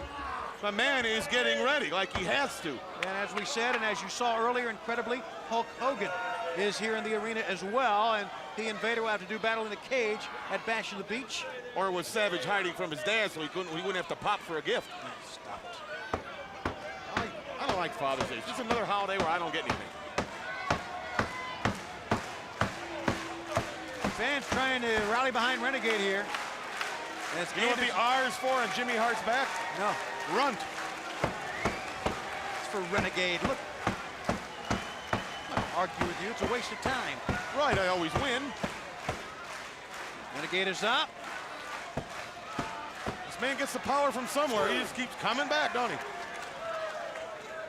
Interesting specimen to watch. Oh, he ducked low. And nothing. Nobody home. Oh, he missed it. Anderson! It's over. It's over. We've got ourselves a winner. Crawl back to Hogan and tell him now, Renegade. 1, 2, Renegade's out. Well, I haven't seen many people kick out of that one after Arn puts you in that sidewalk slam, spine buster, whatever you want to call it.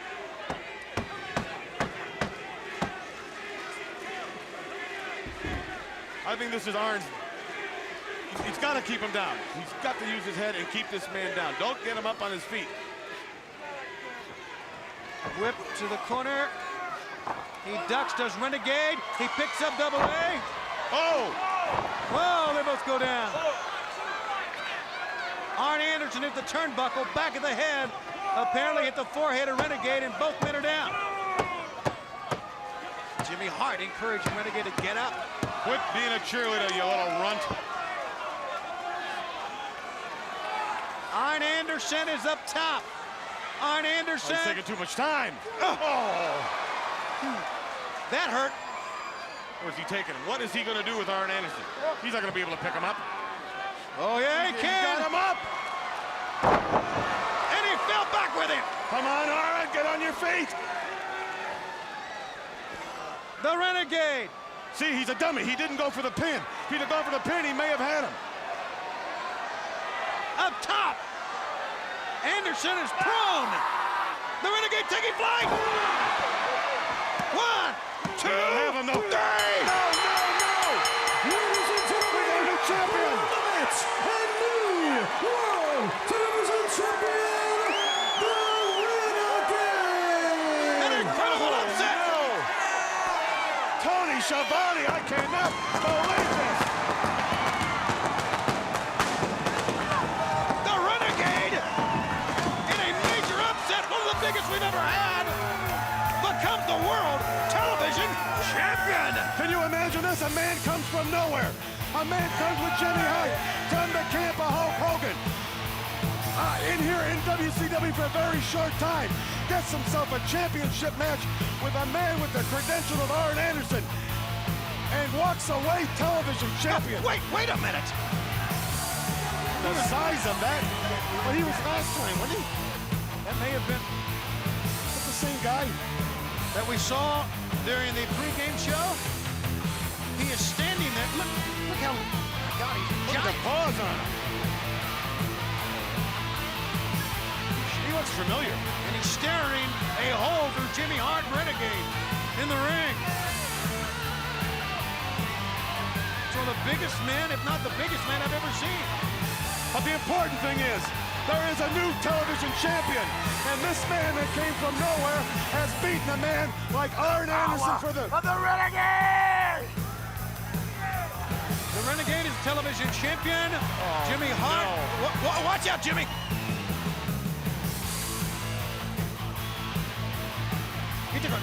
He reached for Jimmy Hart. He's got a full-length leather coat on, and it's 96 degrees here. Who is this guy? I have no idea. But the Renegade is it's incredible the size of that man. All right, goodness. Here it is again, Rick. Look at this. He picked up Arn Anderson, who was laying on his stomach across that turnbuckle with just his arms and his neck. Climbed to that top rope. I thought he should have gone for the pin, but he didn't. He like glides through the air like one of those ultralight planes and tops Arn Anderson for the 1, 2, 3. A new television champion. Are you happy, Jimmy Hart? Are you happy, Hulk Hogan? I know the Renegade is. I'm sure they are. The Renegade is the new television champion of the world here at the Great American Bash. All right. Well, fans, we are just about set to go for the World Tag Team title bout. Over the past couple of weeks, as a matter of fact, it all started back at our last pay-per-view, Slamboree. Two teams know each other quite well. The Blue Bloods and the Nasty Boys. Take a look.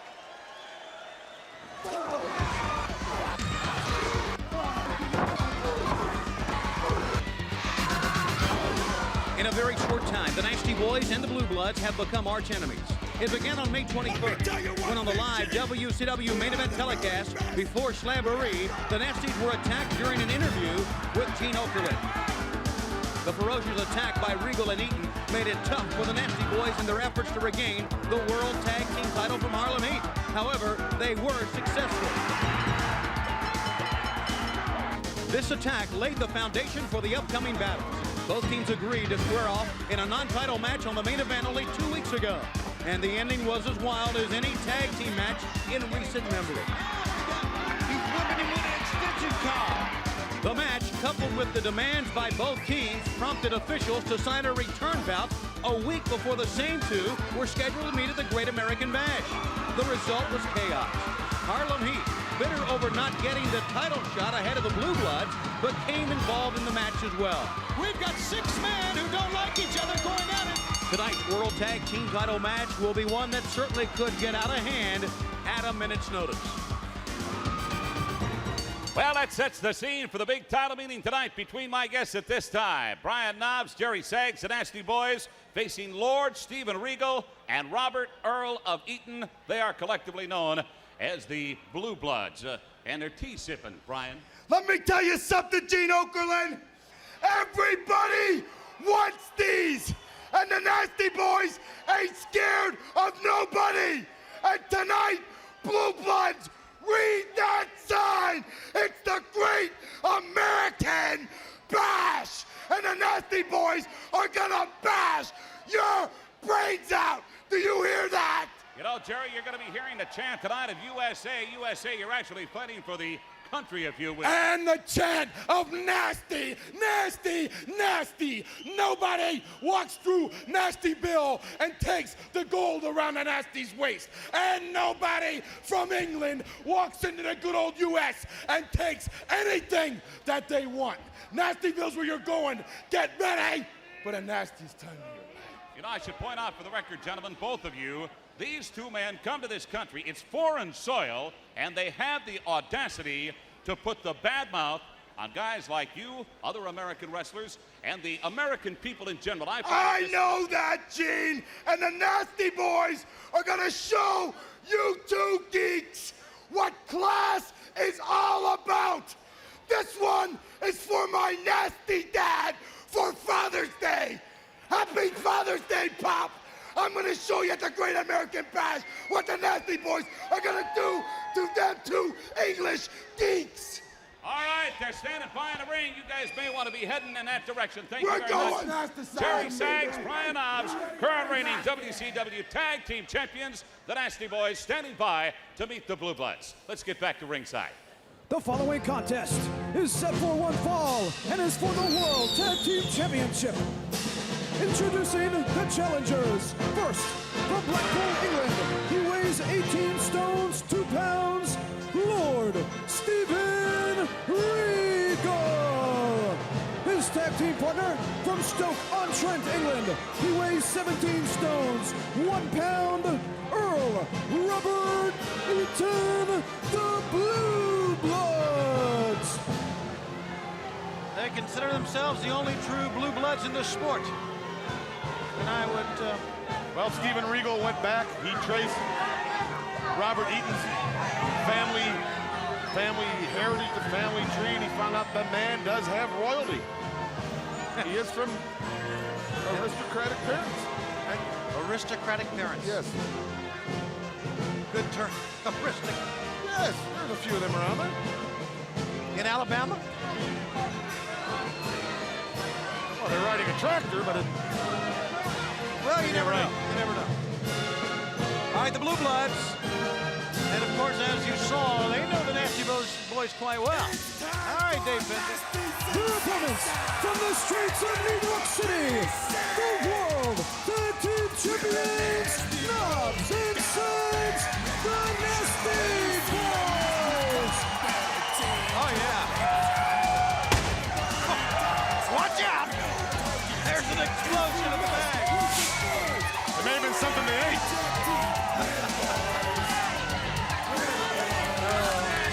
Did you know the road to Nastyville goes to Dayton? That figures. Nasty Boys, Blue Bloods. I heard they're going to tear this town down and build a slum. And that's not nice, brother. This is a nice town. You live here? No. Not that nice, then, is it? All right, for the World Tag Team title, we still have a match to go where we will crown a new U.S. Heavyweight Champion still in this telecast. We've crowned a new television champion already. And who knows? We may see those two. Lord Steven, Earl Robert, new World Tag Team Champion. Here we go. It's time to scrap. You're right. Not time to wrestle. Time to scrap. Whoa. Ooh, wow. And who knows? He might have a prick in the pocket of that coat. I would. Or a nice crescent wrench. The bell sounds and or a horseshoe. We got a fight on the floor. Of course. In the aisleway. Earl Robert. Jerry Sags. Lord Steven getting a spanking with a nasty coat here. Well, you see, had the Nasty Boys been spanked by their fathers a long, long time ago, they wouldn't be nasty right now. They have respect for people. Into the midsection. And they are paired off. And the referee right now, Randy Anderson, is letting this one go. We are very close to having a double count out here. Have they been in the ring yet? Not since the bell is rung. Regal hit hard on the ring post. Meanwhile, down towards the entranceway, beautiful Bobby, I'm sorry, Earl Roberts and the Earl of Eaton. The Earl of Eaton are going at it. Brian Knobbs, right hand side of the head. Again, I believe, now, I don't even know who the legal men are here. Here's the whip in. It's gonna be Randy Anderson. It doesn't matter though, does it? Big clothesline. Does it matter who's legal? No, not to Nasty me. Boys aren't gonna follow the rules and in there with such dignity as the Blue Bloods. I sure hope we don't see a pit stop. I'm sure we will before it's over with. 2 against 1. Come on, referee. Oh, yeah. If you can't control it, go get yourself a job delivering pizzas or something. The American Dream, Dusty Rhodes, one of our broadcast colleagues, calls that clevering. He would. You eat 2 pounds of hay and try to talk.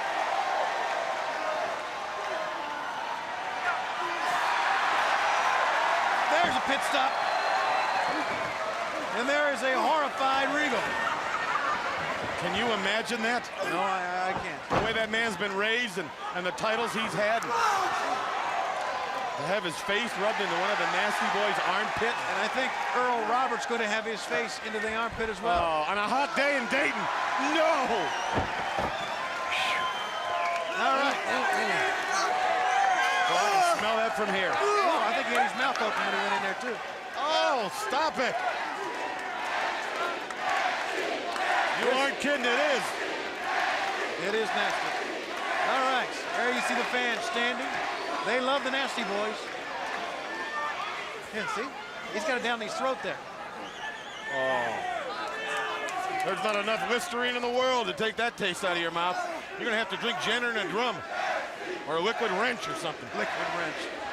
All right, we still have really fans not really gotten this match underway. The bell sounded about 5 minutes ago, but it's been brawling on the outside, a couple of pit stops. Oh, put that arm down, fella. Well, I'll tell you, if I was his lordship or the Earl of Eaton, I'd go to the hospital right now and have my tongue removed. All right. And my gums. Right hand. It's going to be Sags and Lord Steven in there. Steven wants to slug it out with Sags. Here we go again. Oh! A fight on the outside, a fight on the inside. You know the WCW trainer, Chucky? Chuck Tasha, Coach Tasha, yeah. He was telling me that he believes that Knobbs still has some bad ribs from what happened to him. They've got to capitalize on that. They've got to get Knobbs in the corner and start working on those sore ribs. A forearm shot back of the head. And that's staggered Sags. Wow. And this is 95, an odd number year too. Now what does that have to do with anything? Well, the Nasty's only buried during even number years. Oh, I see.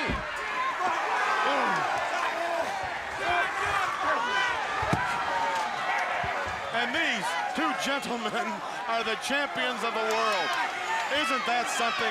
What you are seeing, fans, basically, and there's a headbutt to the lower abdomen. You are seeing an unabridged brawl. It ain't stopped. Ain't? Ain't. That's the best word I could. Oh, what did he hit him with? I don't know. That I could come up with. It was an octopus. Someone threw an octopus. And he hit him with an octopus. They did not. Have a seat. This is not the NHL Finals. Now, these are good fights. All right, I guess, I do believe, I may be wrong, it is Sags and Regal, still the legal man. Regal's about to go behind himself. Hooks the arm. Slams him to the mat. And we get a cover. How about that? 1, 2. You know, no one knows tag team wrestling better than the Earl of Eaton. And no one probably is technically finer than his lordship, Steven Regal. They've got to resort to that. Don't fight the Nasties at their game. It's going to turn around. They're going to get their hands on the Nasties, and they're going to do what they do best. Wrestle. Head first. Knobbs, the legal man in. Regal to the side of the head. And now the Blue Bloods with their first offensive flurry of the night.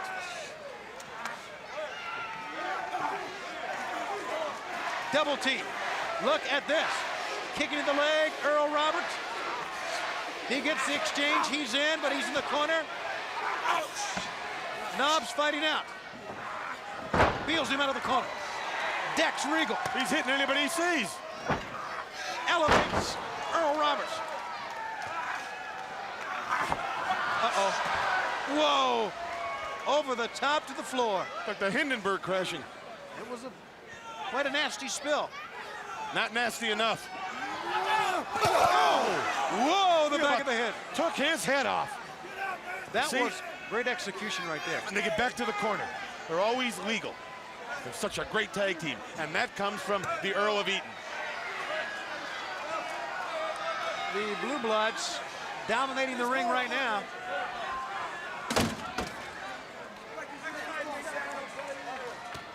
And the Nasty Boys, the World Tag Team Champs. Brian Knobbs is the legal man, and he is in dire straits right now, fans. Is that Montel Williams watching? I don't know, it might be. Everybody's here.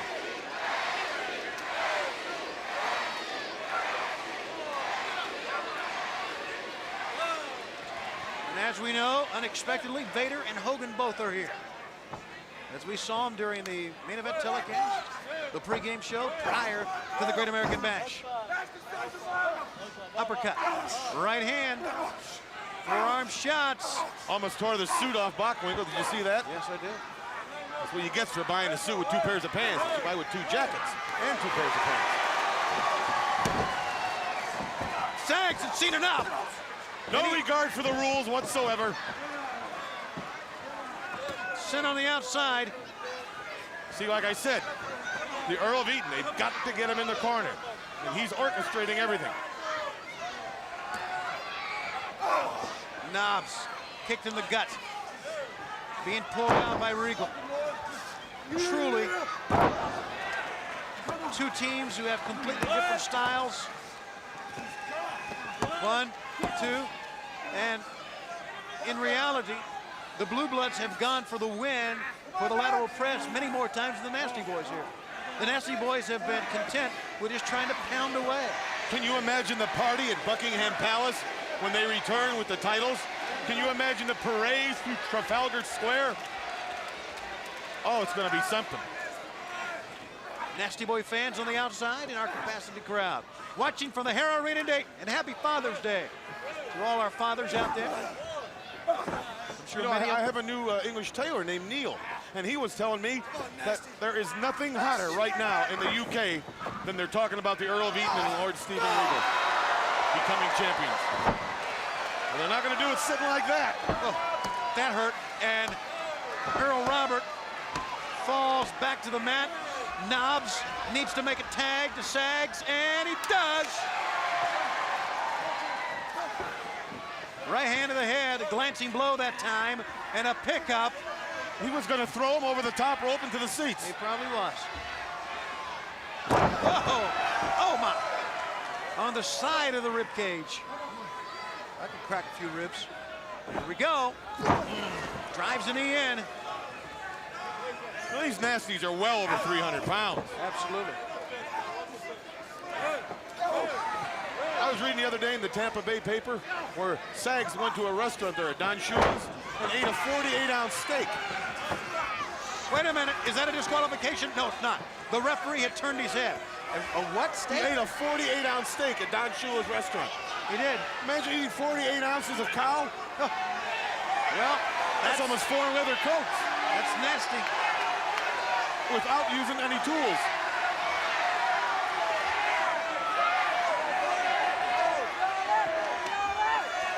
In trouble on the outside now, gonna be double teamed. That's the way to do it. Sags.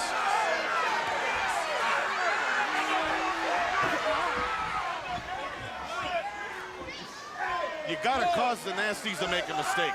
And you gotta be in the right place at the right time and get your 1, 2, 3. But I don't think these guys will give up. I don't think they'll ever say they had enough. And I agree with that. You know, you're gonna have to pin them. You hear, as we've heard so many times through this brawl of a match that we've had for the tag team title, the chant of nasty.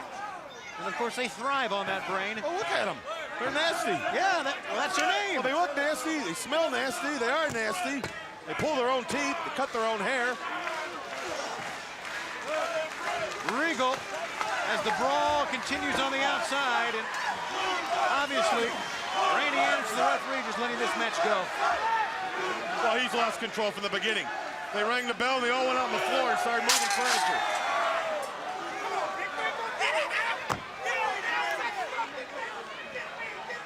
Was that the rail or was that Knobs' spine snapping? It was the rail, Brain. Come on, USA! You heard Knobs that time encouraging Jerry Sags. Look at that. Kisser. Yeah, that set of teeth, would you? He's got summer teeth. Some are crooked, some are bent, some are green, some are out, some are in. It is the summer. It is the bash. It's spring. And we have another bash yet to go. Bash at the beach. And you heard it'll be Hogan and Vader in a cage on the beach in Southern California. Next month, we'll be talking more about that. Driving the knee in. He got him good.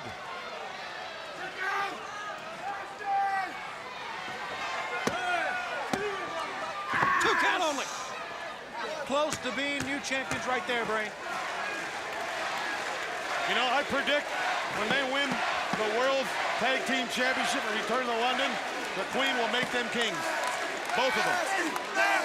Now, there's an intelligent-looking crew there. And that certainly was not an intelligent comment either. Queen make them kings. Why not? They deserve it. Who would want to dress like Hulk Hogan?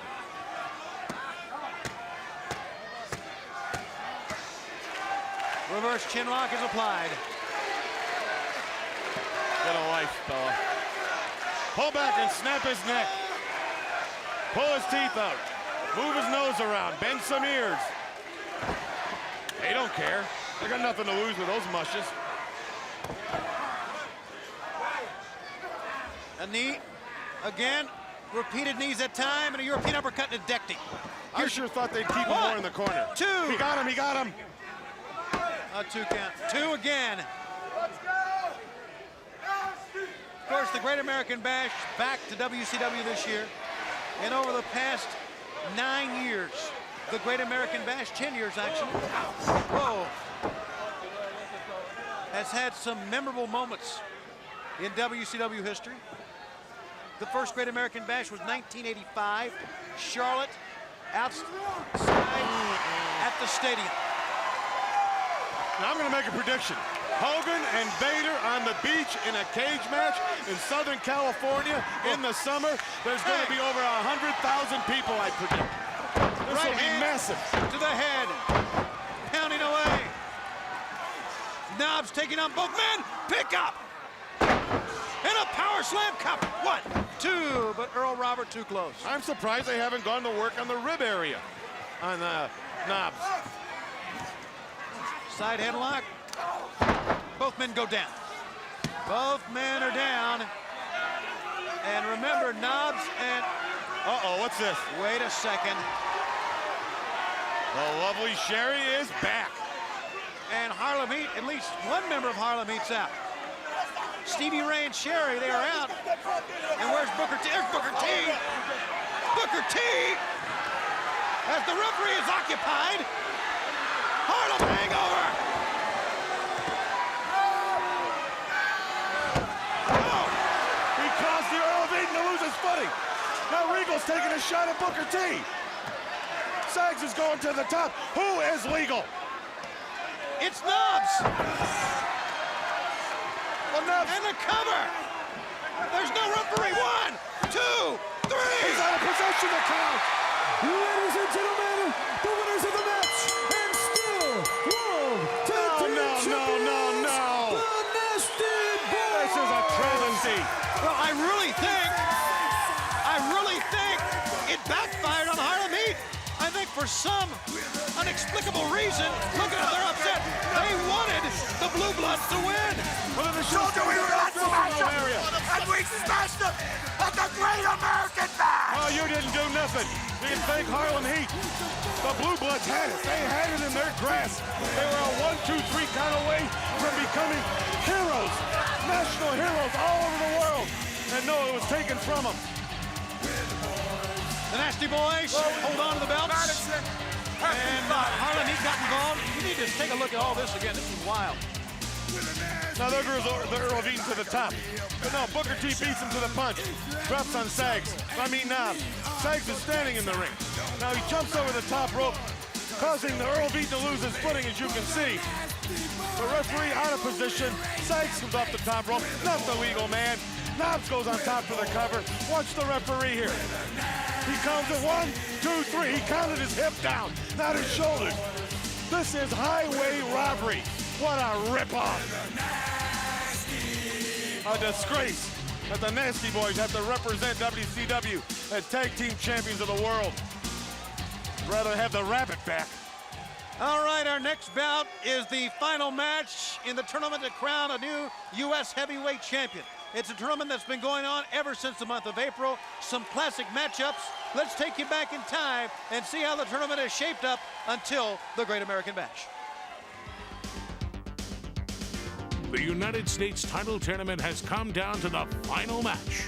The man called Sting is set to meet Colonel Parker's awesome Ming. All right, with the introduction of Flying Brian got a gentleman's handshake and a quick victory over Bunkhouse Buck as he rolled him up for the 1, 2, 3. Sting was able to put Arn Anderson in the Scorpion Deathlock to move on. Stunning Steve had help from the Colonel as he beat Hacksaw by a foot. Ming started strong against Marcus Bagwell. His lightning-fast kick put Marcus on the canvas as Ming covered him for the victory. Mr. Wonderful took advantage of his positioning against Johnny B. Bat as he held on the ropes and to his chances for the title. Macho Man Randy Savage used his awesome elbow off the top rope to take care of the Butcher. Alex Wright flew into the arms of Big Bubba. He was thrown out of the ring, but stayed in the tournament. The DDT from Arn Anderson helped Ric Flair along as he put the figure 4 leg lock on the Patriot for a questionable victory.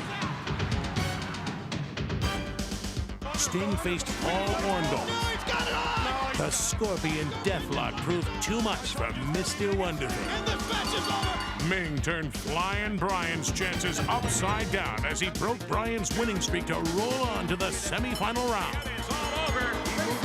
Randy Savage met up with Stunning Steve Austin. The Macho Man reigned victorious by dropping the elbow from the sky. The Nature Boy Ric Flair surprisingly advances as controversy was about when Macho Man gets Alex Wright disqualified. The Macho Man has come in and he wants Ric Flair. As a result of the incident at Slamboree, Randy Savage couldn't wait to meet Ric Flair. Both were tossed from the tournament as they were counted out of the ring before the match ever started. Back to the locker room. To the lockers. Officials trying to separate them. Out in the street. That's the smartest thing to do. There'll be another day, another time. Yeah. Now, in Dayton, you'll see Sting take on Ming for the United States title at the Great American Bash.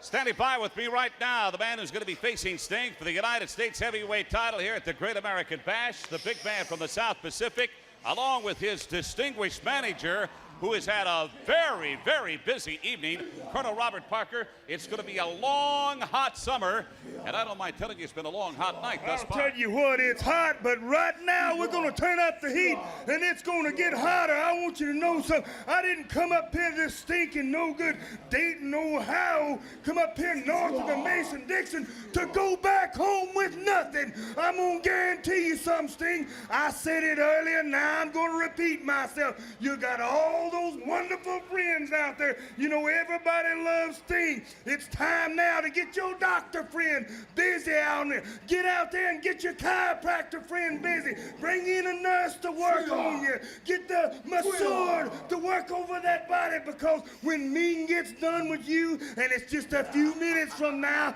you're gonna be a hurt man. You know, Colonel, if I may point out for the record, Sting has got that championship experience. I mean, this guy has held virtually every title in World Championship Wrestling. He knows what it's all about.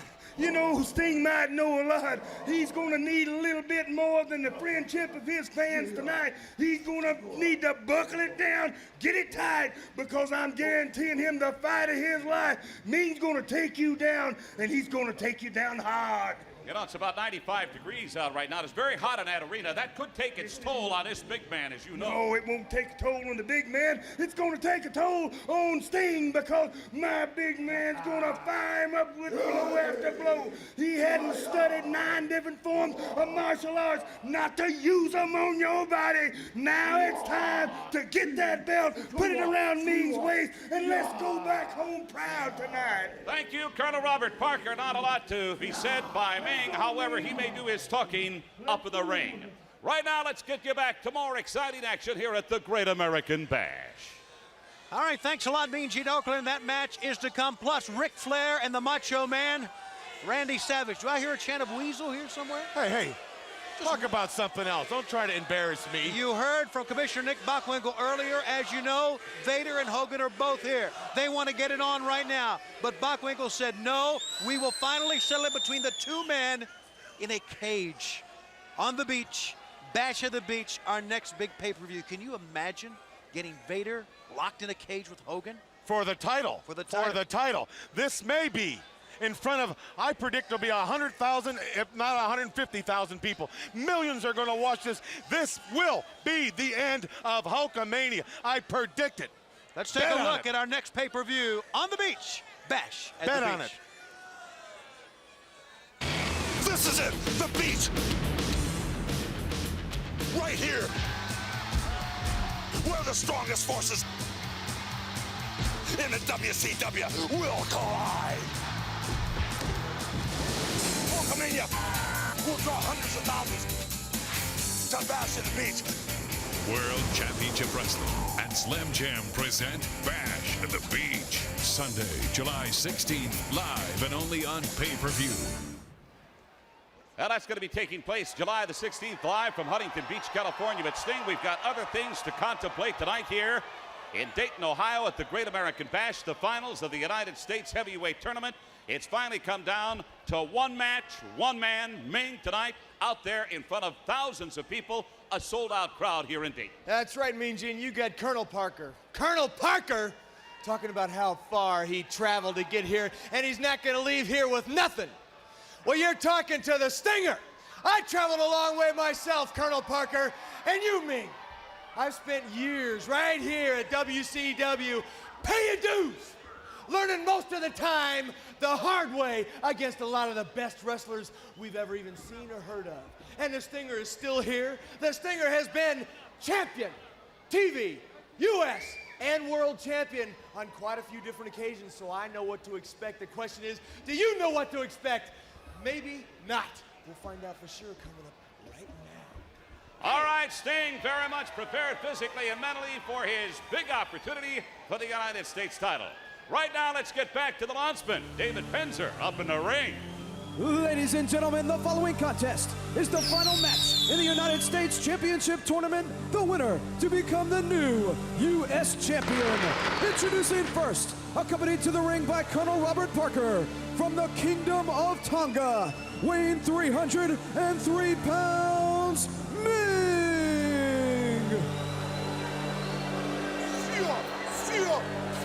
Get out of his way, cameraman. Get out of town. This is truly the biggest match in Ming's career, and there's no... Maybe the most dangerous in Sting's. Yeah, and that's a good point, Brain, but there's no question he's ready. And he's prepared. Yes, he is ready. He went through some great wrestlers to get here, as you saw, as we kind of recap the tournament for you. And I can tell you right now, as Ming gets ready to go to the ring, or is in the ring, this place is going to erupt because they love Sting all around the world. You ready, Brain? Yes, I'm just watching that man. And ladies and gentlemen, his opponent from Venice Beach, California, weighing 251 pounds, this is Sting! Well, like he said, Shabani, former world champion on numerous occasions. I mean, he's done it all here at WCW. He's held all the titles. The following this man has, he can smell it, he can taste it. He knows what it is to be a winner. But that man in the ring at 303 pounds of Stinger definitely wants to become United States champion. And he is one dangerous man. You see little Stingers everywhere. Certainly, it's been a storied career for Sting. It could all come to an end. It really could. Ming has the capabilities of any career. But Sting has always bounced back from insurmountable odds. It wasn't too long ago. As a matter of fact, 5 years ago, in a career-threatening knee injury, we thought he'd never wrestle again. But he is strong, determined, and made it back. Made it back to become world heavyweight champion in that same year. Unheard of. So now, for Sting, a new opponent, but another match. Martial arts will come into play here. No question about it. Because Sting does not, I don't know if he has a history of martial arts. I don't know if he knows anything about martial arts. I know that man Ming does. He knows how to wrestle too, and he knows how to fight. And he's got the Colonel, and he's hungry. We talked earlier about the mystique of Renegade, who won the World Television Championship.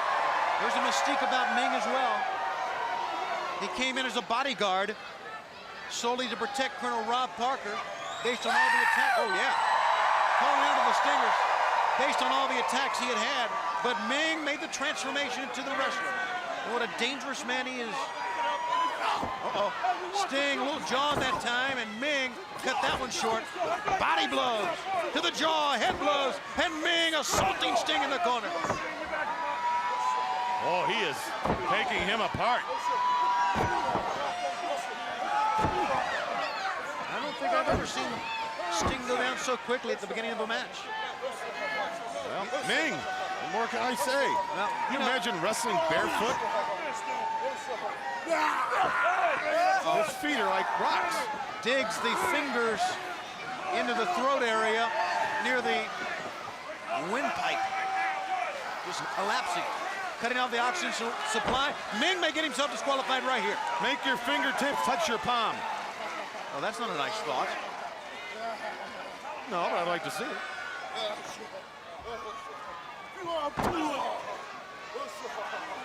Broke that hold, and now Ming with a variety of chops and martial arts style kicks. They're jammed here. Yeah, they really are. It's been all Ming. It has been all Ming. Look at Sting get back up, though. Every ounce of strength. Look at this fight he has. This determination. He didn't get him good, though. No, he didn't. But what effort he has. Tenacity. Look at Ming. Look at Ming. Sting with a drop kick, and Ming still will not go down. Uh-oh. That's right, Colonel. Don't get him disqualified. Make him listen to you. You are the boss, Colonel. Make that man listen to you. You want to go home, back to the South with that title. Don't blow it. Ming has such a short fuse. He can snap just like that. And when he gets out of control, I'm sorry. You're not going to be able to stop him.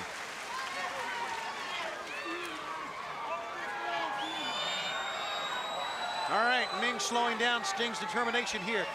I think you can slow it down, but I don't think you can stop it.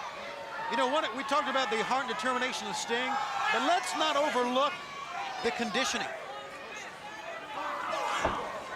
Sting, of course, many people know, has his own gym that he owns in the Atlanta area. Works out diligently. One of the greatest athletes in the sport. Double axe handle. So he can absorb a lot, and he's got great heart, but he is a phenomenal athlete as well. And Sting is just pounding, or Ming that is just pounding a hole right through Sting. Look and listen to those chops. I mean, the man's in great shape. He works out hard. I mean, he's not sweating to the oldies. This man's in there pumping iron. And again, the stinger. Ming is still on his feet. No, he's not. Yes, he is. He ducked. Oh, couldn't duck the elbow. Flush in the face it goes. This has basically been mostly all Ming. Sting has had his little... His little what? Finish How do your you thought say here. it? You know, it's a ray of sunshine, maybe. A little hope of light. Ming has had it all. Ming has taken this man to new limits. He's been dominating, and you know, I think Sting knew that he would have to absorb a lot of punishment. I mean, face it, everyone has. Everyone Ming has faced, he is punished. The fortunate ones are the ones that he's kicked within 2 seconds and ended the match quickly. Well, he's lasted longer, Sting, than anybody has so far.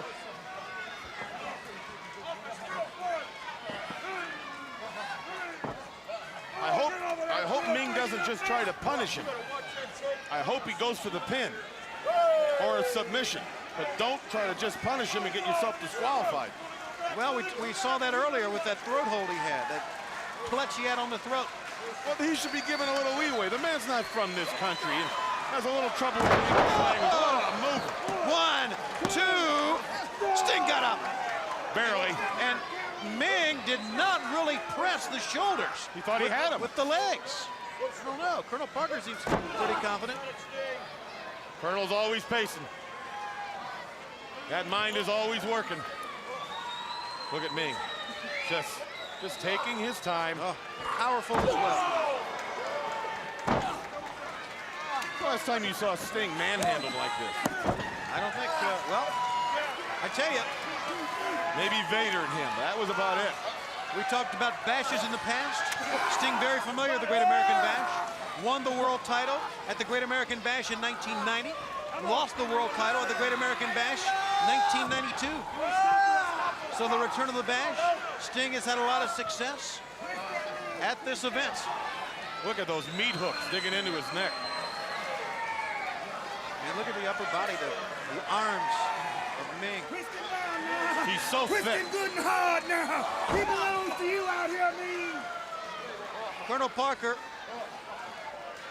ever the encourager. Well, he keeps his men fired up. No, that's not a good move, Ming. No, you're You right. can't beat him outside there. Yeah, but That's a good move. The Colonel's getting a kick out of Sting. that's not funny. I'll tear him up. Get on him, Ming. Stay on him now. Don't let him up Ming now. also knew this would happen, knowing that Ming has the ability to tear into you, but no, he may go off the top turnbuckle of the floor. No, thought better of it as Sting rolls in, but knowing that he would have to contend with Colonel Parker. Now what I do right now is I'd pick up Sting and give him a couple of backbreakers and go for the pin. Ming has really only gone for the pin one time. That's okay, he's got a plan. Sting trying to sunset flip. Can he get him over? No, he can't. I think too much balance here. Yep. Right, Look at that. right below the ear. Well, what a beautiful kick to the top of the head. You know, with Sting's haircut, it's like kind of like you can take your golf shoes and clean them on there, you know? Dig in, dig in. You're the man, Ming. You're getting closer to becoming United States heavyweight champion. The winner of this match will be presented the U.S. belt. The last man to have it was Vader. Stripped of the title, basically because of Hulk Hogan. No, because of what he did. Hulk Hogan. Because of Hulk Hogan. Because of what he did to Dave Sullivan. He should have been given a title for what he did to Dave Sullivan. Because of his actions. But Hulk Hogan was involved. Dave Sullivan went off the deep end because he was a Hulkamaniac. You see what I'm saying, Tony? Are you people that ignorant out there in this world to understand this man, Hogan? Sting feeling the effects of all this punishment. Forearm shot ahead of steam. Sting incredibly ran into Ming that time. Here he goes again, trying to hip toss. Sting midsection. Sting trying to backslide. Ming's too powerful. Sometimes it's leverage, brain, not necessarily power. Drop to your knees. But he can't get him over. Sting over the top. Here he goes again. Down goes Ming. Well, that's using your head.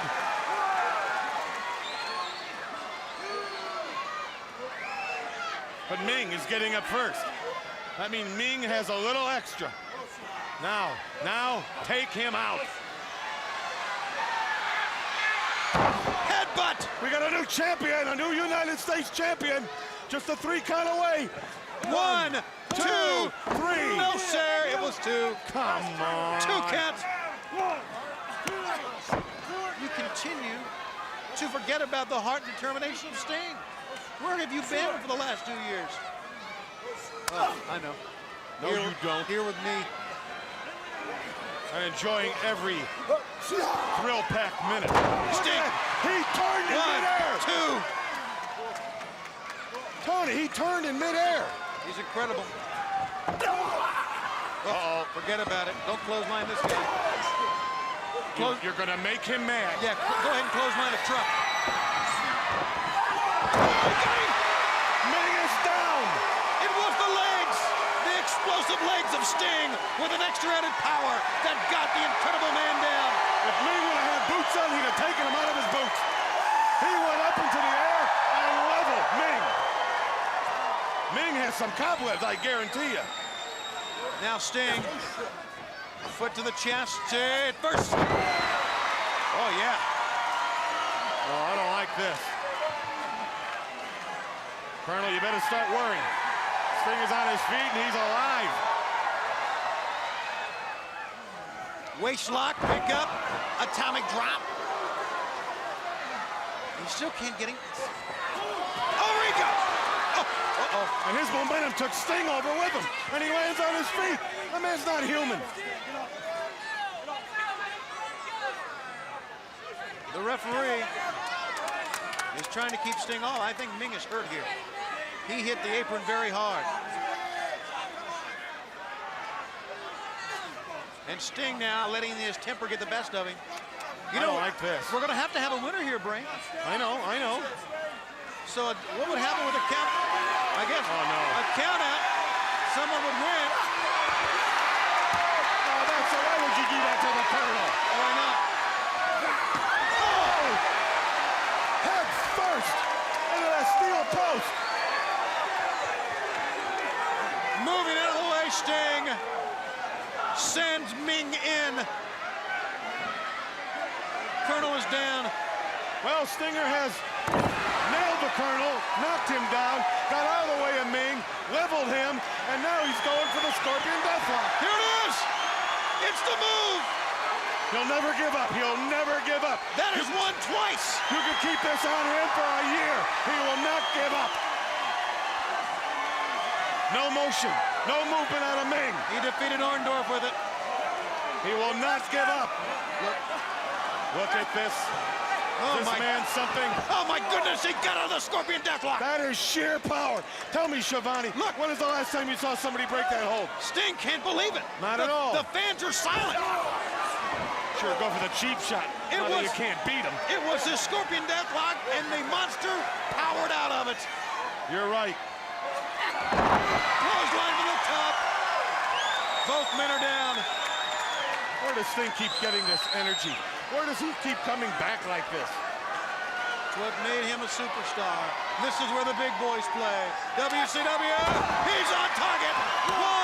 1, 2. No. Oh, Ming is out in 2. You know, Savage is a lot like this. When you think you got him beat, he keeps coming back. He keeps doing things you don't expect him to do. Jumping up and a DDT. Sting, 1, 2, 3. Ladies and gentlemen, the winner of the match and new United States Heavyweight Champion, Sting! They are standing here in Dayton, and they're probably standing in their living rooms all over the world. He has done it again. What a match! What a competitive, grueling match for both men. Colonel is irate. Sting, it started with 16 men in April. 1 man left. It is Sting again. Sting again. How many times throughout the years have we said Sting again? Too many for my liking. Strap it on, put it around your waist. Comes high with that clothesline, levels Ming. I think Sting here is wounded, but look, pops up to his feet, goes to that top rope, covers Ming. Nick Patrick goes down. 1, 2, he kicks out. A flying DDT, a flying DDT. Mind you, 1, 2, and a new United States champion once again. And I hate to say it, Sting. Congratulations to Billy Ray Helms from Norcross, Georgia. There you see Billy Ray. He won the WCW Father's Day Lookalike Sweepstakes. His kids. I know who he looked like. Big Bubba. No, he looks more like an unmade bed. They sent a picture of Billy Ray in and said, our dad looks like Big Bubba. He and his family made it. That's great. Made it all the way to the Great American Bash. All right. We are down to 1 match to go. It is the one we've all been waiting for. Wow. Sting, of course, the U.S. champ, but the Macho Man and Ric Flair have a date in that ring. Let's take a look. Oh. There's a loose cannon right there. This is the most dangerous man in the sport. He is totally N-U-T-S nuts. Now here comes Ric Flair. This is vintage Ric Flair. Here's the dirtiest player in the game. It is certainly the most anticipated grudge match in WCW in many years, as former world champion Nature Boy Ric Flair sets to do battle with the Macho Man Randy Savage.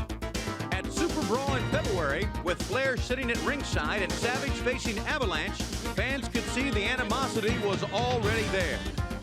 I look at that. Savage wins the match with the Stinger, but he still wants a piece of Flair. This man is nuts. Then it was Savage who, along with Hulk Hogan, wanted Ric Flair to return to wrestling in April. The request by Savage was based on an attack by Flair during Uncensored, as Ric Flair, dressed as a woman, hit the ring to help Avalanche in his match against the Macho Man. Is that Sherry? Can we get Doug Dillinger some security? Who do you think it is? It's Ric Flair. It's the Nature Boy. Savage and Hogan got their wish as Ric Flair was reinstated by the WCW board. He and Vader signed to meet Hogan and the Macho Man at Slamboree. They got what they wanted. Hulk Hogan wanted Vader and Flair back into the ring so they could take care of business, and they got it. However, after the match was over, no one was really prepared for how low Ric Flair would stoop. Angelo Poffo, the father of the Macho Man Randy Savage, tried to reason with Flair during a post-match attack. Then Flair did the unthinkable.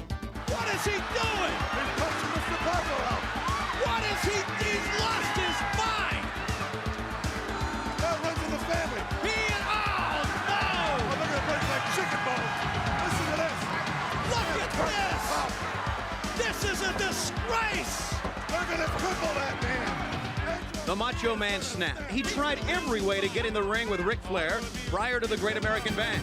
First, he deliberately got Alex Wright disqualified in the U.S. tournament to set up a one-on-one match between the two in the semifinal. He wants Ric Flair. Nothing against Alex. He just wants Ric Flair. And we've got wrestlers, we've got security, referees. Priority one for me is to take the Nature Boy out. Understand that? If you don't understand, you got a problem with me. You're a second-generation wrestler. Love your dad? Yeah. All right. Nature Boy crossed the line. He messed with my dad. Now I gotta take him. It's my responsibility to do that. Then, just before the match was to take place the following week, he couldn't even wait for Flair to enter the ring, and a wild fight broke out in the locker room area and even into the streets. Both Flair and Savage were out of the tournament for that incident, and now Savage awaits tonight's encounter, when finally, after all the anger and rage has been bottled up, he finally gets Nature Boy Ric Flair in the ring and avenges the attack on his father 1 month ago. We are sold out at Hera Arena in Dayton, Ohio. The main event is coming up at the Great American Bash. The Nature Boy Ric Flair facing my guest at this time from Sarasota, Florida, a man that has virtually done it all. And tonight, revenge on Father's Day for the Macho Man Randy Savage. It would be oh so sweet. Oh, yeah. Let me just say one thing right now. I just can't help it. What I mean is, congratulations to the Renegade. And congratulations to my friend Sting. I'm getting chills because the momentum is all positive right here in the WCW. And the WCW is on fire. But the fire that's in the WCW is nothing compared to the fire inside of the Macho Man Randy Savage. Because if there's a key word that makes me tick, yeah, it's inspiration. And on this particular day and time, yeah, in this particular world that we call the planet Earth, I just want to say Happy Father's Day to my dad, Angelo Poffo, wherever you are. Yeah. And I want to tell you something, Nature Boy Ric Flair. There is no way out because I'm going to get you, yeah. And I'm going to get you right now. And I'm going to take you all the way down. And I am not going to miss this opportunity because what you said is just something that I cannot handle, yeah. Too hot to handle, too cold to hold. Check this out. Macho Man Randy Savage on fire, yeah. All right, the Macho Man Randy Savage, and I know very well what he was alluding to, some of the sickening comments, personal sickening comments that were made by the Nature Boy Ric Flair, first on the subject of Angelo Poffo, and then, of course, something else that maybe nobody wants to talk about right now. One thing I do want to talk about, There is a standing room only crowd here at Hera Arena and millions others standing by for the main event here in Dayton at the Great American Bash. Let's go back to the ring. Ladies and gentlemen, the following contest, the main event at the Great American Bash, is set for one fall. Introducing first, from Charlotte, North Carolina, weighing 242 pounds, former world heavyweight champion, Nature Boy, Ric Flair. One word comes to mind here as Flair looks on at some footage that occurred at Slamboree. The word is revenge. You know, those comments he made that are real personal, I mean real personal, may come back to bite him. And I don't want to see that happen to this great competitor. There's more here than just a match, Schiavone. Savage feels in his heart he has let his father down. He's going to make it up tonight. On Father's Day, he will. Well, I just think next year on Mother's Day, Flair can slap the figure 4 on his mother. And ladies and gentlemen, his opponent from Sarasota, Florida, weighing 235 pounds, Macho Man, Randy Savage.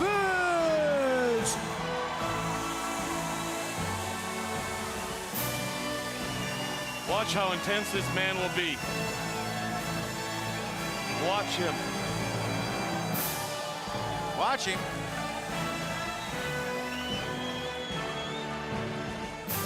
The Macho Man, Randy Savage. I don't like this. I don't like the look of this. Look at him. He's not running to that ring. He's walking. And he's building with every step and every fiber in his body. The thought of putting his hand around the Nature Boy's neck and choking him, and breaking him in half for what he did to his father. And Flair is aware of it. What's he doing here? There's his father, Angelo Poffo. No, that's... Oh, yeah. A standing ovation. The Macho Man said wherever his father is here. Oh, you know, I thought him getting in that ring with Flair and doing this for his dad on Father's Day while his dad sits home in Florida and watches. No, his dad's got tears in his eyes. His dad's at ringside. Savage is going to do this live and in person in front of his father. Rick, be afraid. Be afraid of this man. Something bad's going to happen here. All right. Look, Angelo Poffo walking with the use of a cane. Yeah, he is. Of course, you know, I mean, Angelo's 70 years old and on one side. Would you stop? And the Macho Man being very deliberate about his entrance to the ring. You know, he was a great competitor, his father. Yes, he was. I knew him back when. Former U.S. champ. Take a look at Flair's concern. And here we go. The chase is on.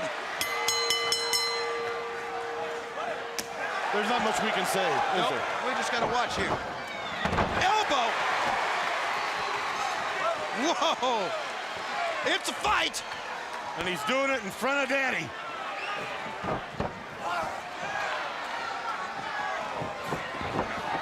The anticipation for this match has been great. Is Flair's head still on his shoulders? Whoa, there he goes. Savage! Up on top! The Macho Man! Vintage Macho Man Randy Savage. He doesn't care about winning this match. He doesn't care about making Flair give up or pinning him. That's right. He just is going to beat this man until somebody has to stop him.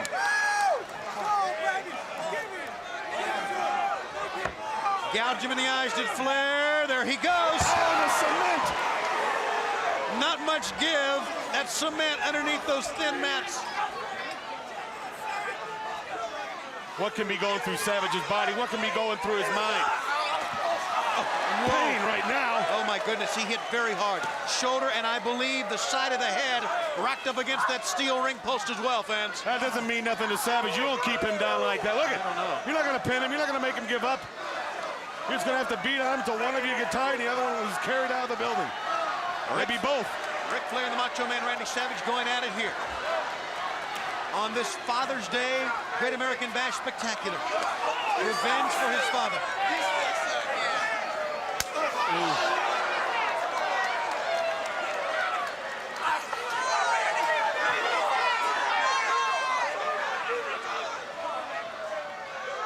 Flair getting some distance now. Oh my. Boy, talk about whiplash. Rain, you got to say something about both competitors. We know their track record. Very storied history of both men. 11-time world's champion. The Macho Man, certainly one of the top superstars in our sport. World's champion on 2 or 3 different occasions. But you know, there is no question about it that both men have been hit with some tremendous shots, but they still battle. I mean, think about how Savage nailed Flair just about 4 minutes ago, and now Flair's back into it.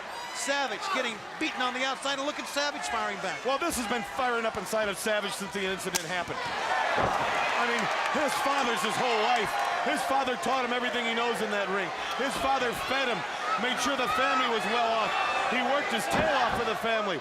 And then Flair slaps him in the figure 4. Well, he should have stayed in his seat and not got into the ring. But Savage, this has been burning inside him. And he feels he left his father down, let him down. He didn't protect him. He owes it to his father now. There's the knee. One of Flair's trademarks, along with the figure 4. But don't waste your time, Rick. Not with that man. Angelo Poffo rising to his feet here. Don't forget, like we talked about and we said, that Vader was in the building. Of course, we know about the close alliance with he and the Nature Boy, Ric Flair. And then it has to grate on the mind of the Macho Man, Randy Savage. Look at this, look at this. Hogan is here as well. All eyes of WCW, the wrestling world, where the big boys play on this match. Everyone watching. Head first. Savage snapping again. He's got a chokehold on. Left hand. Side of the head. Rocky the head of the Nature Boy. Right hand, Flair goes down. And look at Savage, not content with putting him down, he's gonna step on him as well. Isn't it amazing that the NBA champions Houston Rockets have to take a back seat now to WCW with Savage and the Macho Man in the ring and Flair? I mean, the whole focus is on this match right now. And of course, look at this. A chokehold and grabbing the nose. He's got him by the beak. Pulling on, would you stop? Pulling on the lips. Top turnbuckle. Flair hit hard, but Flair, it goes down. He's coming back. Flair instinctively tried to get to his feet. Uh-oh, he's backing into the corner. Angelo Poffo's got that cane. Savage! Look at this. Jumping on him. In front of Daddy. This is a fight to beat all fights here. It's everything we expected so far.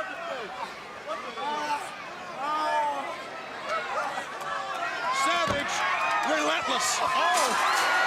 Did he nail Flair? Relentless.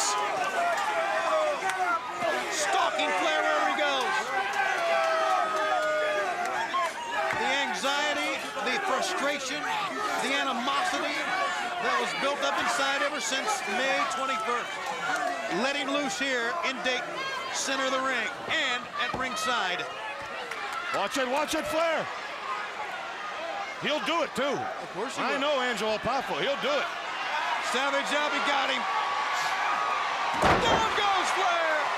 He threw him over halfway across that ring. And Savage on the, it's been all Savage on the attack. Flair had a few moments of offensive flurry on the outside, but Savage, like a man possessed, has like gone straight. Animal. That's right, gone straight ahead and has beaten Ric Flair up here. Flair over the top to the floor. That's a disqualification. That is not. Rick, don't make things worse. Don't make things worse, Rick. Uh-oh. Savage turned to check on his father, and Flair clipped the knee. And this has certainly changed the complexion of the match. Schiavone, it's so much, it's different when there's a title on the line or when there's a match on the line. But when you're dealing with family like this, that word has been overused for years, grudge match. This is a grudge match. Super grudge match.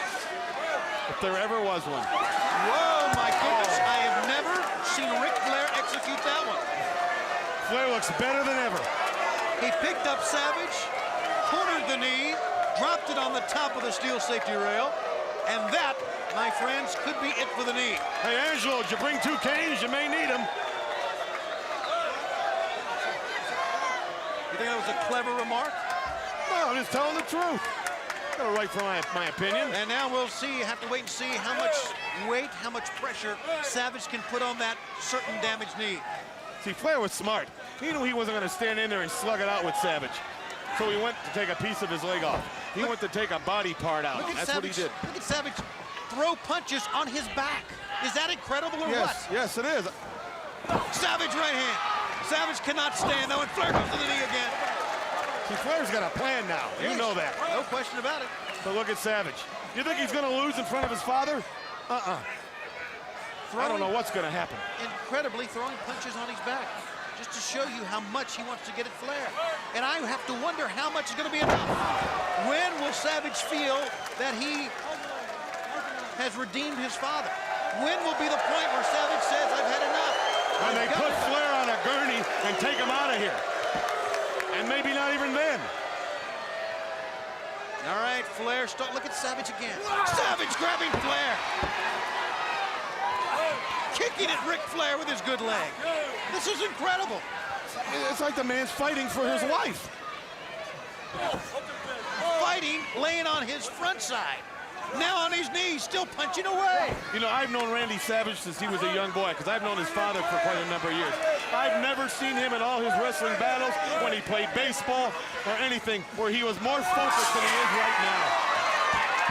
And you know, on this Father's Day, as our millions of fans whose fathers have been important to their lives watch, just shows you how important family is and how important your father can be to your life and what it means to the Macho Man Randy Savage.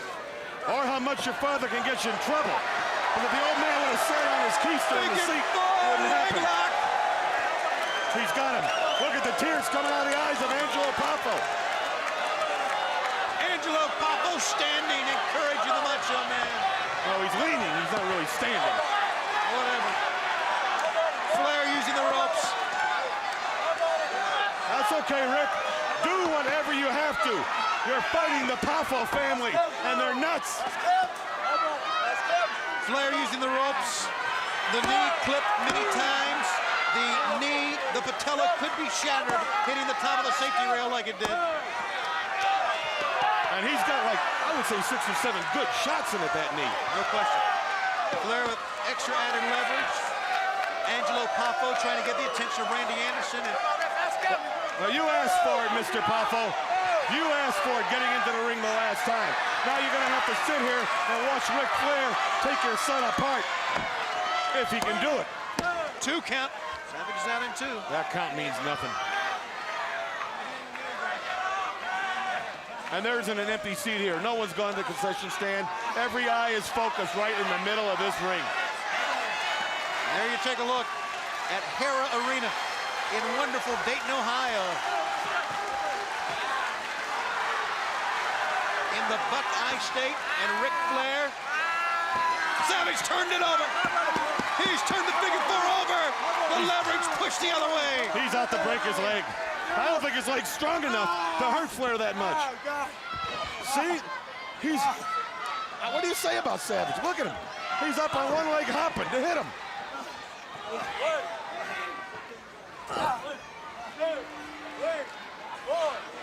The fight continues as expected. Savage on one leg, and Flair immediately goes back to the leg. And Buddy, like him or hate him, he is one crafty veteran. He knows what to do in that ring. He is back to the attack, focusing on Savage. Uh-oh, Angelo Papo's up on top. Randy moved. But Flair's still coming at him. You got to give him credit for that. Savage absorbed it and punched away. Look at this. He hits him, and it spurs him on. Look at Savage's eyes. Look at this. Look at his eyes. When he hits Savage, it fires him up. Yes, yes. The man is inhuman. Upside down goes Flair. He's up top. Oh, Savage got him. Got him good. Flair may be out. 1, 2. Flair got out in 2. What a match. What a pay-per-view. From the opening bell of Alex Wright and Flying Brian to this moment, it's been non-stop action. Well, WCW with a big voice play. It has been incredible. Well, it started right at 6:05, like it usually does, and just kept on rolling. Savage going for the big one. Look at that elevation, the determination. 1, 2, he pulled him out. No, not enough. He had it. And it goes back to the question I asked. When would it be enough for Savage? He had him defeated right there with the big elbow. 1, 2, 3. What's he doing here? It wasn't. Oh, he's going to ring his bell. He is going to ring his bell one way or the other. Apparently disqualifications do not concern the Macho Man. Not at all. He's going to go out to end the career of Ric Flair. As you can see, Is Savage's eye busted open? I believe so. It's taken its toll on Savage. The Macho Man. They are fighting. They are fighting, Flair Shivani. rolling out of the way as Savage went up top. Flair's lucky to be on his feet. Flair don't know where he is. Savage again! Oh, he may have broken his jaw on that one, Frank, because he hit his face. Well, he's not getting up now, unless Flair picks him up. Oh, that's incredible. And Flair seizing the moment now. There's nobody dirtier. But Savage is one heartbeat away from being just as dirty, believe me. Fans, you are watching the most emotionally charged match I have ever called in my career. Maybe in the history of this sport. So much emotion in both men here. And it is really just pouring out of each one. Flair's acting like Savage did something to his dad. Yes. And of course, no title on the line here. That's not the issue here. Nothing at stake. Just a great, great match. Flair stalking Papo now. Papo. Oh, Papo's had enough. Flair's got the cane. Cane him. Cane him. Savage has got Flair. Oh, no. He's checking on his father to see if he's all right. Tell you what, Angelo Papo is a brave man and a competitor himself. Flair's got the cane. Oh, no. Well, oh, no. Batter up. Oh, no. He got right in the chops with that one. He hit that ball out of the park. 1, 2, 3, Flair wins. The dirtiest player. Nature Boy. Thank goodness.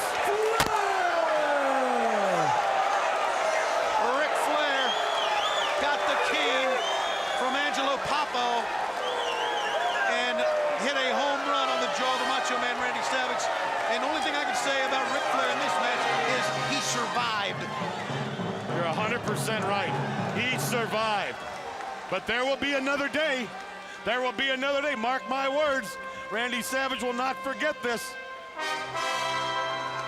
So many times they went on the outside. Come on, take a slug of some Geritol and get up to your feet. Would you shut up? So many times they battled. As a matter of fact, it was a fight that was on the floor as much as it was in the ring, Brink. More so. They were off the top rope. They were into the rails. You name it, they did it. I'd like to get a replay. I'd like to see Flair wind up and swing that bat again. I mean, Ted Williams would be envious of that swing. The new Sultan of SWAT, Ric Flair. Savage don't know where he is. No, I tell you. Look at the tears are in his father's eyes. You having a good Father's Day, huh, Mr. Popo? Happy Father's Day. What did you get for Father's Day? You should have got a wheelbarrow so you could take your kid back to the dressing room. Your comments are not warranted right here. You sound like you have a heart, Schiavone. I think most of us do. Well, I do too. But not for these two people. They do it to you in a minute. Believe me. All right, here it is again, Brain. Flair winds up. Back. And he puts it out of here. He hit the Green Monster, well over the Green Monster here. He hit the Mean Monster. The Macho Man is out like a light. But what a fight he put on. He kept coming at him. He didn't back up one time, Savage. I will give you that. You put up a struggle, but you got beat in front of your own man. 1, 2, 3. All right, your winner, the Nature Boy Ric Flair, as the Great American Bash comes to a conclusion here at Dayton, Ohio. And to think, fans, and to think, Brain, that the issue or the score is settled between the Nature Boy Ric Flair and the Poffo family, the Macho Man Randy Savage and his father, Angelo Poffo, is an understatement, and you know that as well as I do. Well, you're foolish if you think that Randy Savage is going to go back and say, well, Daddy, I couldn't do it. I'm sorry. It just didn't happen. It's over. No. Savage is boiling now, maybe more so than he ever was. Right. And it didn't just stop right here in Dayton. It's going to go until one of them is out of this sport. Believe me on that one. And I do believe you on that one. Straighten up your tie here. We're on camera. I'm excited. Well, it has been a great pay-per-view. Our next pay-per-view telecast will be from Southern California. We'll be right on the beach. As you know, they will lock him in a cage. Maybe the most dangerous match Hogan's ever had to contend with in his life, when the monster Vader and Hogan collide for the WCW World title in a steel cage at Bash at the Beach. And I predict it will be the biggest gate in the history of this sport. When those people line up on that beach, in boats, in the water, they'll be digging in themselves in the sand. They will be behind beach umbrellas. They'll be in tents. They'll be in blimps. They'll be hanging from the rafters, if there are rafters. What? You know what the wrap-up sign means? Yes, you're finished, and I'm out of here. That's the best thing that's happened to me all night. For all of us at World Championship Wrestling, the Brain and Mean Gene Okerlund, I'm Tony Schiavone. Have a good night, everybody, from Dayton, Ohio.